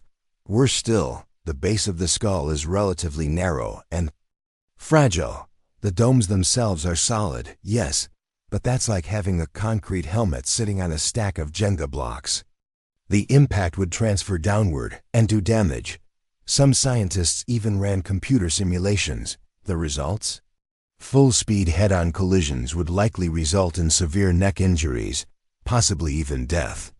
Not the smartest mating strategy. And then there's the wear pattern. If headbutting was common, we'd expect consistent trauma or healed fractures across multiple skulls. But that's not what we find. Only a fraction, maybe 20%, of Pachycephalosaur skulls show any kind of cranial lesions or bone remodeling that might suggest combat. And even those injuries aren't necessarily from headbutting. They could be from falls, predation, or interspecies scuffles. So, what's the dome for? The new theory's one possibility is display. Think of it like a peacock's tail or a moose's antlers. Not for actual fighting, but for signaling strength. A tall, well-formed dome might tell potential rivals or mates, I'm healthy, I'm mature, I'm dominant. And that might be all that was needed to win. Size doesn't always win in a fight. Confidence does. Other theories suggest that if there was any combat, it may have involved flank butting, hitting the sides of rivals rather than charging head-on. That would explain the tall, reinforced skull while avoiding the risk of breaking one's own neck. And there's the idea of ritualistic behavior, mock combat, gentle pushing, head pressing. Think giraffes or some antelope species today. Displays of strength without going full demolition derby. We also have to consider that not all dome-headed dinosaurs had full domes. Some, like Stegosaurus, had flatter skulls or partial domes, with elaborate ornamental ridges and bumps. These features likely evolved not for smashing, but for species recognition or sexual selection. Because in a world without vocal cords or bright colors, which don't fossilize, bone becomes the message. Shape, size, silhouette, these things mattered. And that leads to another revelation. Pachycephalosaurs were more diverse than we thought. They weren't just one dome-headed dinosaur. They were a whole group with varying skull shapes, body sizes, and likely behaviors. From the flat-headed Homalocephale of Mongolia to the bumpy Dracorex hogwartsia. Yes, that's its real name. This was a group experimenting with design. Some researchers even argue that several of these species, like Dracorex and Stygimoloch, might not be separate species at all, but rather juvenile forms of Pachycephalosaurus, with the domes growing larger and smoother as they aged. In other words, we might be mistaking teenagers for entire species and misreading the signals entirely. The rest of the dinosaur web. Obsessed over the head, but what about the rest of the animal? Pachycephalosaurs were bipedal, walking on two legs with long tails for balance. They had relatively short arms and small hands, suggesting they weren't using their forelimbs. For much beyond balance or minor manipulation, they were herbivores, possibly omnivorous, with simple leaf-shaped teeth. Their diet likely consisted of low-growing vegetation, fruits, or seeds, depending on the species and habitat. And despite their sturdy look, they were small to mid-sized dinosaurs, most under 15 feet long and weighing less than a small car. Not titans, not bulldozers, but smart? Possibly. Their brain size, particularly in the olfactory and visual regions, suggests decent eyesight and maybe even complex behaviors. Add that to the possibility of social signaling and selective displays, and you have a dinosaur that's not just a skull on legs. It's a communicator. A participant in a more subtle social dance. Why the myth endures, so why has the headbutting idea stuck for so long? Because it's dramatic. It's visual. It's simple. Two dinosaurs clash, one wins. Cue the dust and the victory pose. But nature doesn't always work like that. Sometimes. The best adaptations aren't about combat. They're about avoiding it. About impressing, displaying, navigating social dynamics in ways we're only beginning to understand. And when we let go of the Hollywood version, when we stop picturing Pachycephalosaurus as a walking wrecking ball, we start to see something more interesting. Not a brute, but a signaler, not a fighter, but a negotiator. A creature with a story told not through violence, but through design. That's what makes paleontology so incredible. With every new skull, every CT scan, every closer look, the dinosaurs become more real, more complex, more alive. And sometimes, that means letting go of the myths we grew up with. Because as it turns out, the dome-headed dinosaur wasn't smashing skulls in prehistoric arenas. It was doing something far more sophisticated. It was speaking, in the only language it knew. Chapter 16. The misleading myth of the lizard-hipped dinosaurs. For over 130 years, every dinosaur you've ever heard of, from the towering T-Rex to the horned Triceratops, from Velociraptor to Stegosaurus, was categorized based on one body part, their hips. In the late 1800s, British paleontologist Harry Seeley proposed something revolutionary. Dinosaurs should be split into two groups based on the structure of their pelvic bones. He named one group Saurischia, meaning lizard-hipped, because their hips resembled those of modern reptiles. The other group was Ornithischia, meaning bird-hipped, because their hips pointed backward. Like modern birds. It seemed neat, logical, clean. And for over a century, this division shaped how we thought about everything from dinosaur evolution to their behavior and even their fate. But here's the twist. That system? It may be completely wrong, and the real story about how dinosaurs are related, how birds evolved, and what it really means to be lizard-hipped or bird-hipped is far stranger and far more exciting. Let's break it down. 2. Hips, one giant misunderstanding first. What does lizard-hipped actually mean? In Saurischians, which include theropods like T-Rex and long-necked sauropods, like Brachiosaurus, the pubis bone points forward. Like in modern reptiles. In ornithischians, which include armored dinosaurs, duckbills, horned dinosaurs, and Pachycephalosaurs, the pubis bone points backward, running parallel with the ischium, similar to what we see in modern birds. So logically, birds must have evolved from bird-hipped dinosaurs, right? Wrong? The irony? Birds evolved from theropods, which are lizard-hipped. That's right. Birds came from the lizard-hipped side of the family tree, not the bird-hipped side. Let that sink in. The naming convention, taken at face value, is misleading. A fluke of Victorian taxonomy that's caused generations of confusion. But this isn't just a naming issue. It's a structural misunderstanding about how dinosaurs evolved, and it's now being challenged by new fossil evidence and cutting-edge evolutionary analysis. The Great Reclassification in 2017. A bombshell study dropped. Led by Matthew Barron and colleagues, The paper proposed a complete overhaul of dinosaur classification. They suggested that theropods, traditionally lizard-hipped, were actually more closely related to ornithischians, the so-called bird-hipped dinosaurs. This new clade was named Ornithocoelida, meaning bird-limbed, reflecting a shared set of traits, not just in the hips, but in skull features, limb structures, and more. If true, it would completely flatten the traditional dinosaur family tree, uniting raptors, T-Rex, and armored herbivores like Ankylosaurus under one evolutionary umbrella, while pushing long-necked sauropods like Diplodocus into a separate lineage. Altogether, it's as if you found out giraffes were more closely related to walruses than to zebras.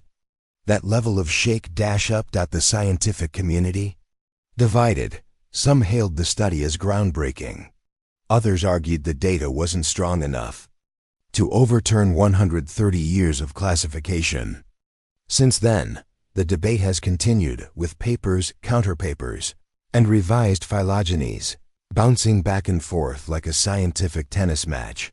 But one thing's clear: dinosaur evolution is not as simple as two hips and a name. It never was. Beyond the bone. So, what's the bigger story here? It's not just about whether a bone points forward or backward. It's about how we use a single anatomical feature to define millions of years of evolutionary history. And how fragile that method can be when new evidence comes to light. The hip myth has blinded us to more subtle truths. Because as it turns out, hip orientation evolved multiple times. Backward-pointing pubis bones show up in very different lineages, not because of shared ancestry, but because of convergent evolution. Birds and ornithischians may both have backward hips, but that similarity likely evolved independently. Form follows function. And in both groups, the backward pubis may have made room for larger digestive systems, crucial for plant eaters, and possibly for birds with high metabolisms. So the bird-hipped name? Just a coincidence.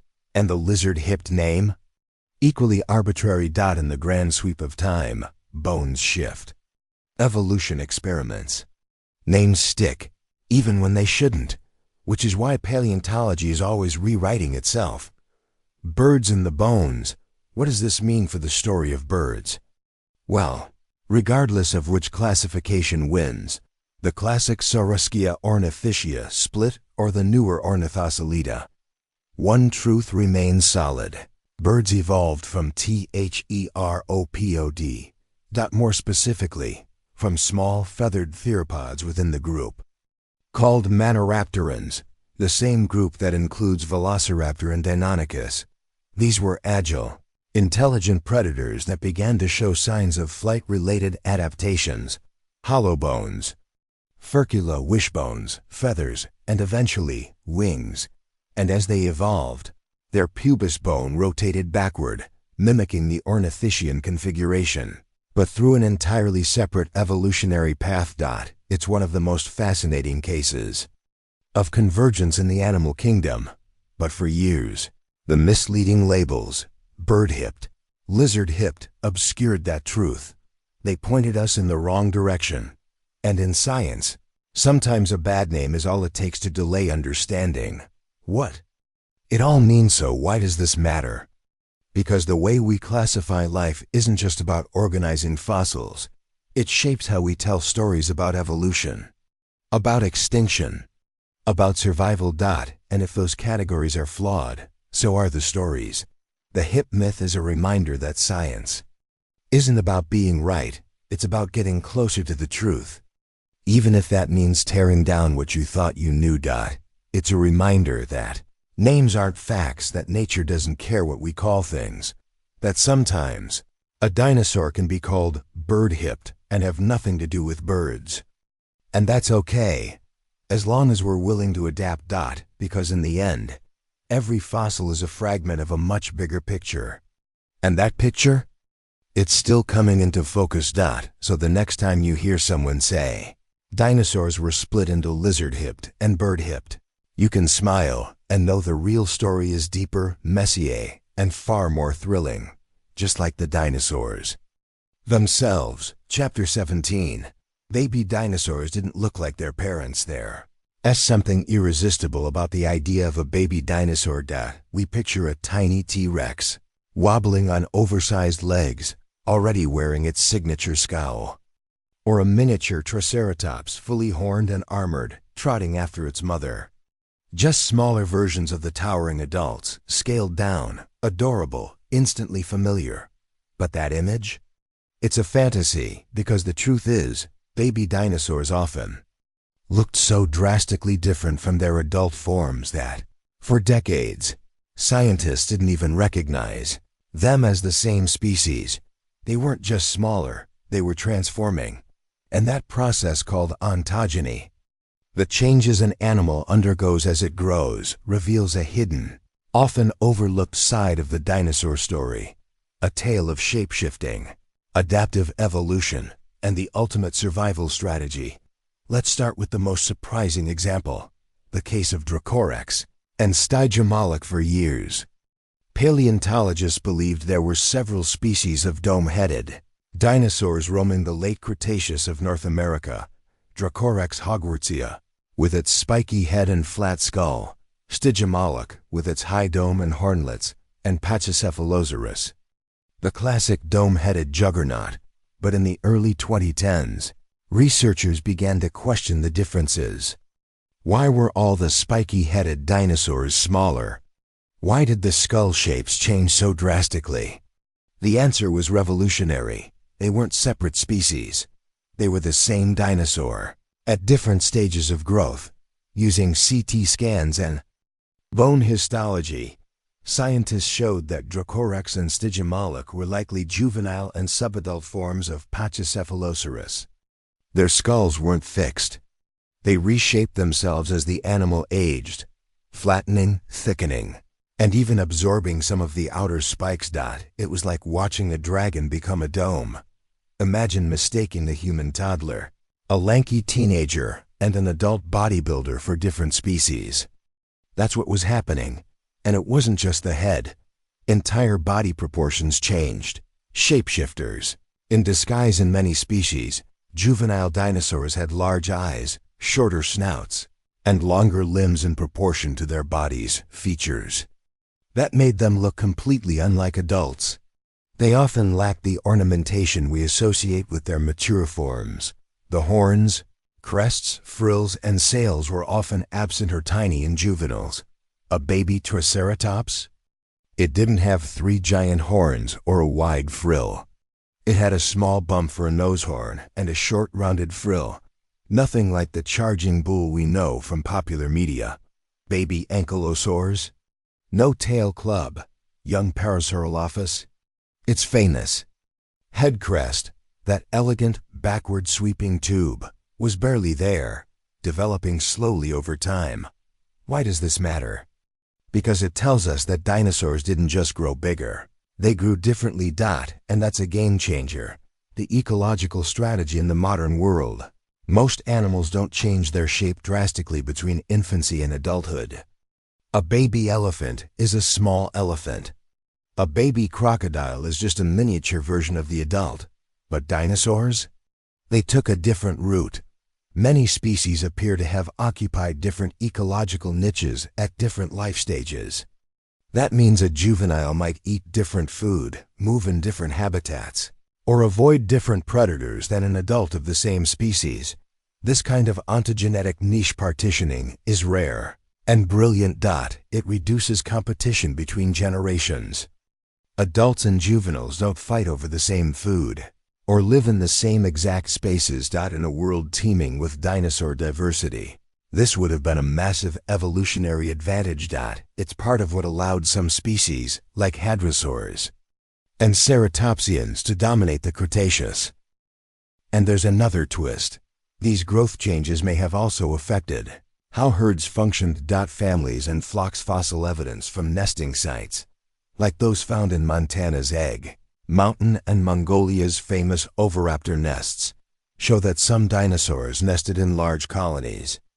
Many laid eggs in organized circular clutches. Some adults even appear to have cared for their young, guarding the nests or brooding them like birds. But what's truly remarkable is what happens after hatching in several fossil beds. Scientists have found clusters of juvenile dinosaurs, likely from the same brood, preserved together. These weren't with adults. They were moving in crushes, groups of young, traveling together, learning the world. It's exactly what you see in some modern birds, like geese or ostriches, where juveniles group up for safety and exploration, while adults monitor from a distance. And over time, as these young dinosaurs grew, they gradually took on the features of adults, but not all at once. It was a metamorphosis, a slow reveal of horns, crests, armor, and tail weapons, like evolution playing a symphony in stages. This gradual development also means that many dinosaurs we once thought were rare, separate species, especially the strange little ones, might just be the kids. Why it took us so long to see, it might sound obvious now, but for decades, scientists were fooled. Why? Because fossilization is random. We often find isolated bones, partial skeletons, or fragmentary skulls, rarely an entire life cycle. Add to that the fact that dinosaur growth was not always linear. Some species grew fast and changed quickly, while others took years to develop their adult features. Without full skeletons and modern imaging tools, it was nearly impossible to piece together the life journey of a single animal. But as more juvenile specimens are found, and as technology like CT scanning, histology, bone slice analysis, and 3D modeling become standard, we're finally seeing the whole picture, and that picture is one of transformation. From round-headed hatchlings to horned adults, from fluff-covered chicks to sleek killers, from fragile nestlings to armored titans. Dinosaurs weren't just fascinating because of their size or strength. They were masters of change, the feathery twist, and yes, many of these baby dinosaurs hatched with feathers. In species like Trudon, Sinosauropteryx, and Uteranus, fossilized juveniles are covered in fine downy fuzz. Not full flight feathers, but something like chick fluff. It likely kept them warm. But there's more. Some may have shed or replaced these proto-feathers as they grew, developing more structured plumage, or even losing feathers entirely if they became too large to need insulation. In this way, dinosaurs mirrored birds, but they weren't identical. Each species had its own strategy, its own path from egg to adult. And that's what makes it all so exciting. Because when you look at a baby dinosaur, you're not just seeing a miniature adult, you're seeing a future in motion. An animal caught mid-transformation, a living snapshot of evolutionary design in progress. Chapter 18. The sauropods that had armor and spikes. They were the skyscrapers of the dinosaur world. Sauropods. Towering, long-necked titans. The biggest land animals Earth has ever known. Creatures like Brachiosaurus, Apatosaurus, Diplodocus, and Argentinosaurus dominated the Jurassic and Cretaceous landscapes, grazing treetops with quiet majesty. And for decades, we thought they relied on one thing for protection: size. After all, who would mess with a 40-ton mountain of muscle? But nature doesn't put all its eggs in one basket. And as it turns out, some sauropods evolved something extra: armor, spikes, and clubs. Yes, even the giants had their secrets. And it all starts with one strange, spiky enigma: Saltosaurus, the armored titan discovered in Argentina in the 1980s. Saltosaurus was unlike any sauropod paleontologists had ever seen. It was relatively small for a sauropod, about 12 meters long and weighing around 7 tons. But what stunned researchers wasn't its size. It was what was under its skin. Fossilized remains showed clear evidence of osteoderms, small bony plates embedded in the skin, like natural body armor. That was unheard of for sauropods. These weren't ornamental bones. They were defense. Like a built-in shield wall. Some of these osteoderms were flat. Others were more nodular, even spiked. The pattern suggests that Saltosaurus wasn't just armored along the back, but possibly along its sides and neck, vulnerable. Areas for predator attacks. Suddenly, the old image of sauropods as unprotected giants didn't hold up. Nature had equipped at least some of them with tactical defense.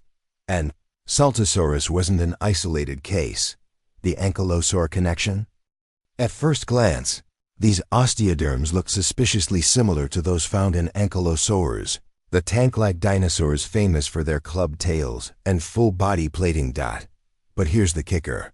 Sauropods and ankylosaurs aren't even closely related. This wasn't shared ancestry. It was convergent evolution. Two completely different dinosaur lineages independently developing body armor for survival.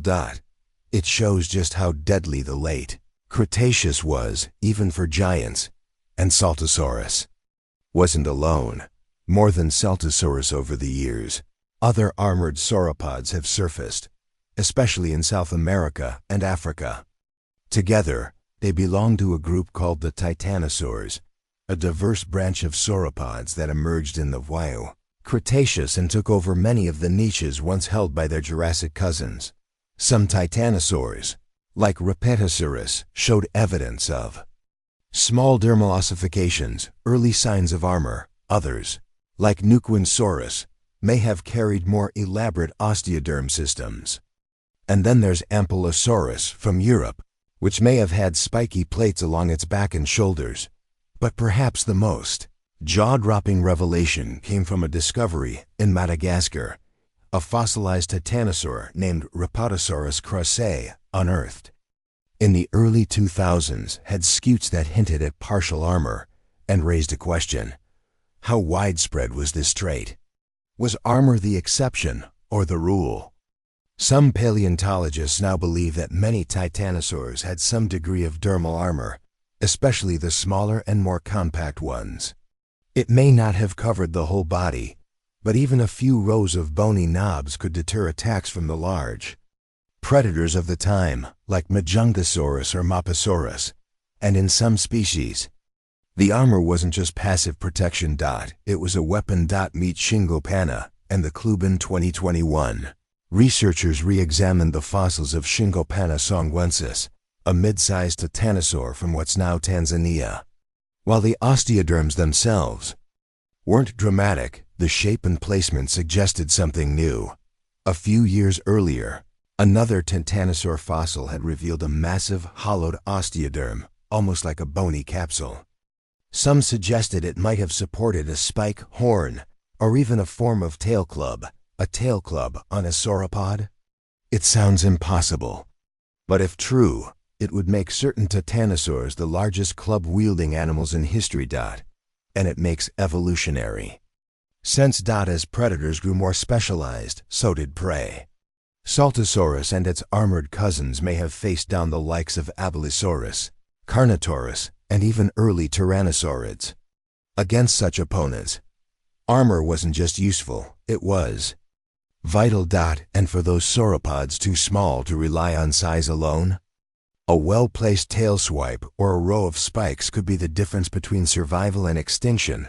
Why we got it wrong for so long. The reason we never associated sauropods with armor for so long is because most early sauropod discoveries came from North America and Europe, places dominated by larger, unarmored giants like Diplodocus, Brontosaurus, and Comatosaurus.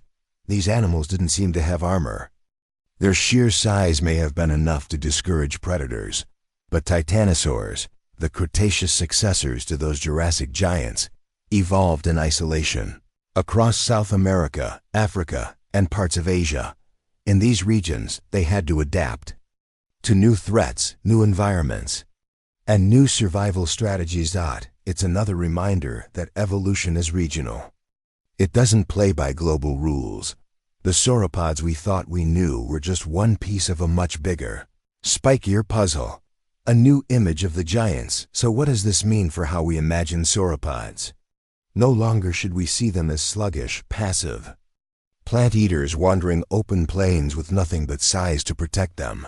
Instead, picture this: a herd of Saltosaurus, shoulder to shoulder, their backs bristling with armored plates. The juveniles huddle near the center, On the perimeter, adults swing heavy tails, scanning the horizon. In the distance, a Carnotaurus watches, but doesn't approach, because it knows these giants aren't soft targets. They're moving fortresses. Nature didn't just build them tall. It built them tough. And in doing so, it gave us a whole new dimension to the dinosaur story, one where even the biggest beasts weren't invincible. But they were ready. Chapter 19. The carnivores that looked like herbivores. They say you shouldn't judge a book by its cover. Turns out, you shouldn't judge a dinosaur by its face either, because not all predators look the part. Some of them, despite their deadly diets, were disguises nature never meant to conceal, but which fooled us anyway for over a century. They had beaks. Feathers. Long claws, bulging bellies, and in some cases, no visible teeth.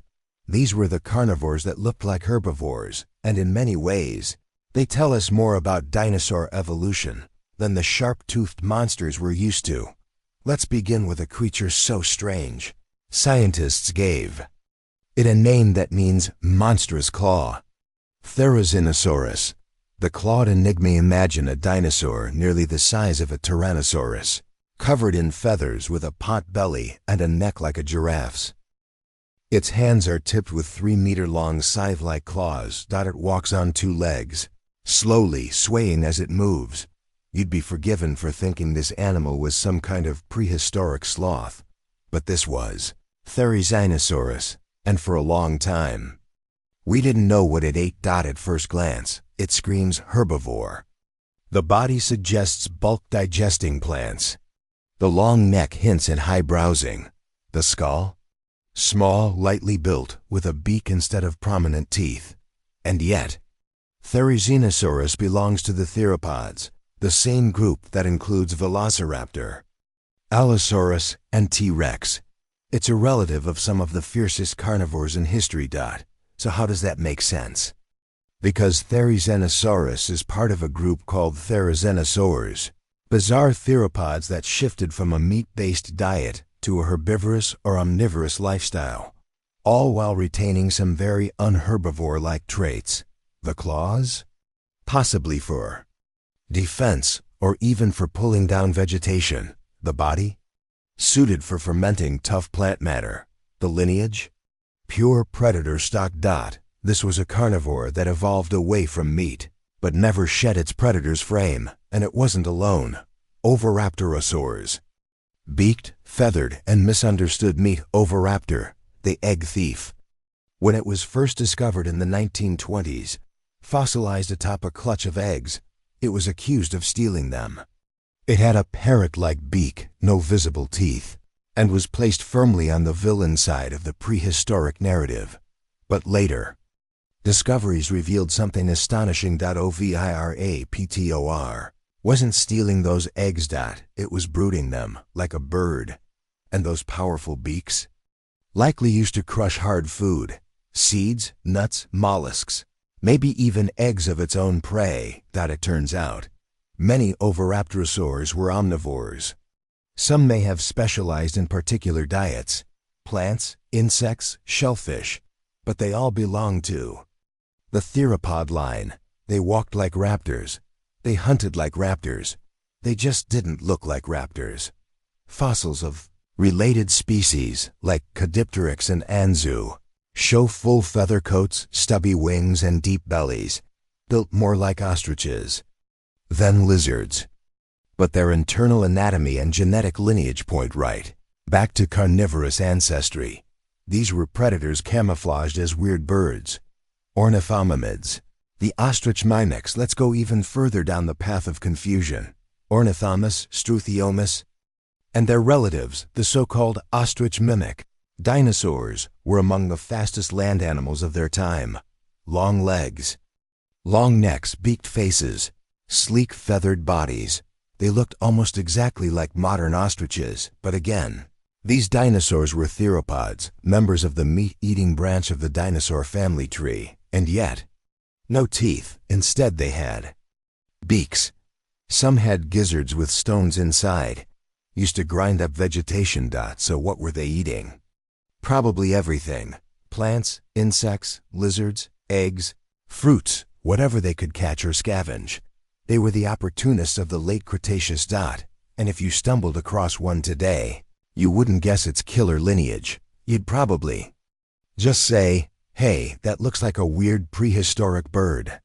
You wouldn't be wrong, but you'd be missing the twist, because these weren't just bird lookalikes. They were descendants of predators, using speed and beaks to survive in a rapidly changing world. Why carnivores changed their look? The question is, why? Why would meat-eating dinosaurs begin to look like plant eaters? The answer lies in adaptation. As ecosystems evolved, and as plants diversified during the Cretaceous explosion of flowering flora, some carnivorous dinosaurs found opportunities in new food sources: seeds, fruit, tough vegetation, insects. The rigid, pointed teeth of classic predators weren't well suited for this. So over millions of years, some lineages began to lose their teeth. Others developed keratinous beaks. Their digestive systems shifted. Their bodies changed. They became slower, bulkier, more suited to foraging than chasing. But they never left their roots behind. These weren't herbivores in the traditional sense. They were predators, reinventing themselves. And they revealed just how plastic evolution can be. The takeaway: never trust the look. So, what do we learn from these deceptive dinosaurs?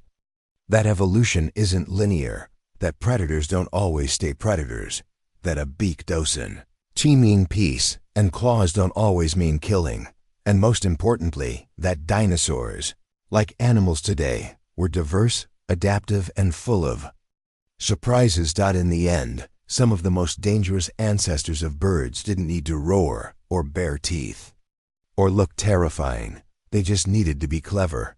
And they proved that survival isn't about looking like a predator.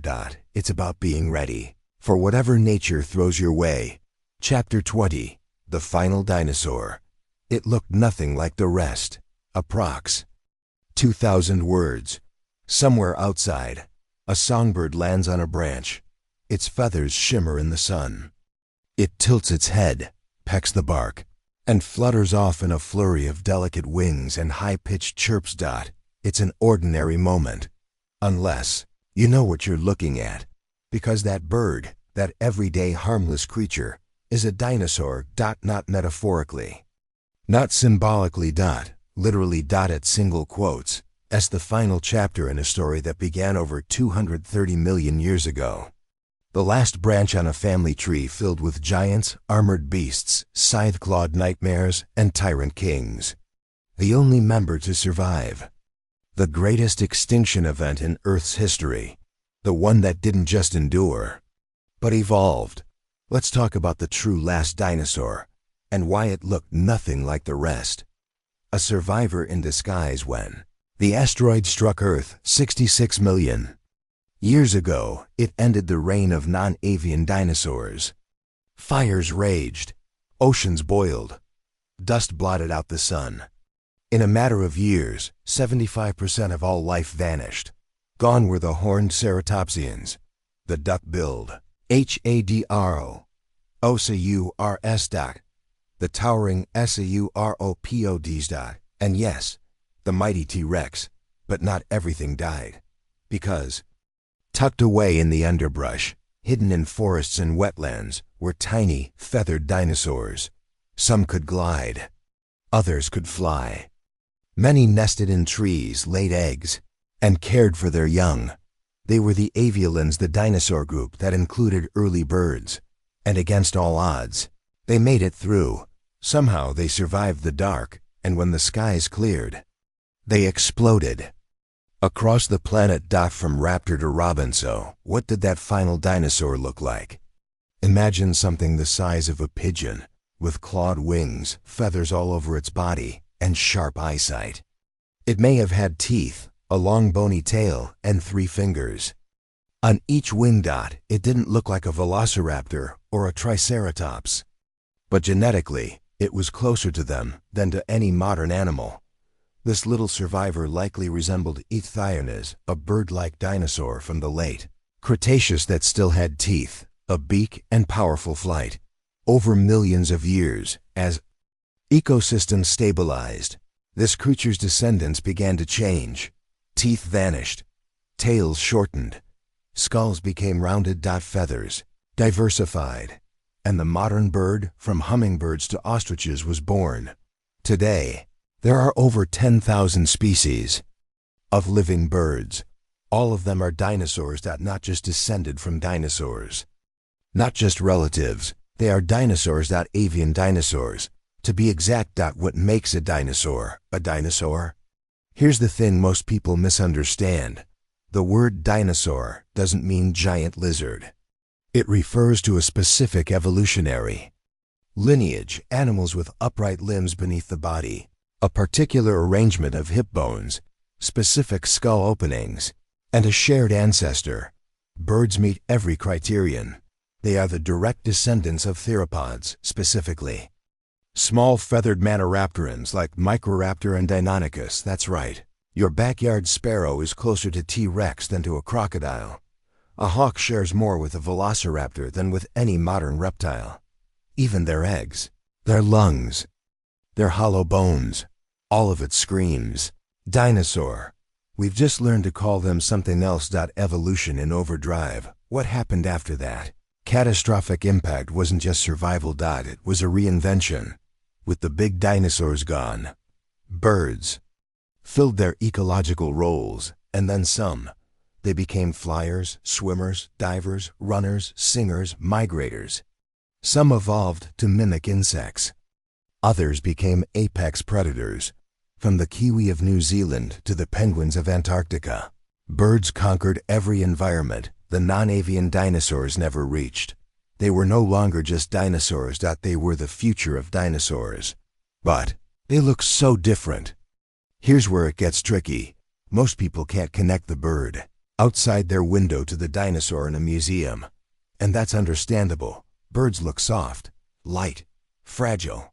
Dinosaurs, as we've been shown in movies, are brutal, scaly, roaring beasts. But we now know much of that imagery is wrong. Dinosaurs weren't all lizard-like. Many were feathered. Many were small. Many were social. Some nested in colonies. Some communicated with sound.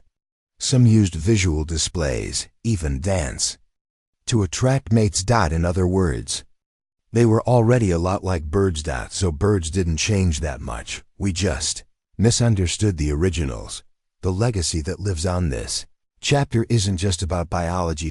It's about perception. Because the most extraordinary thing about the final dinosaur isn't that it survived. It's that we didn't recognize it for what it was.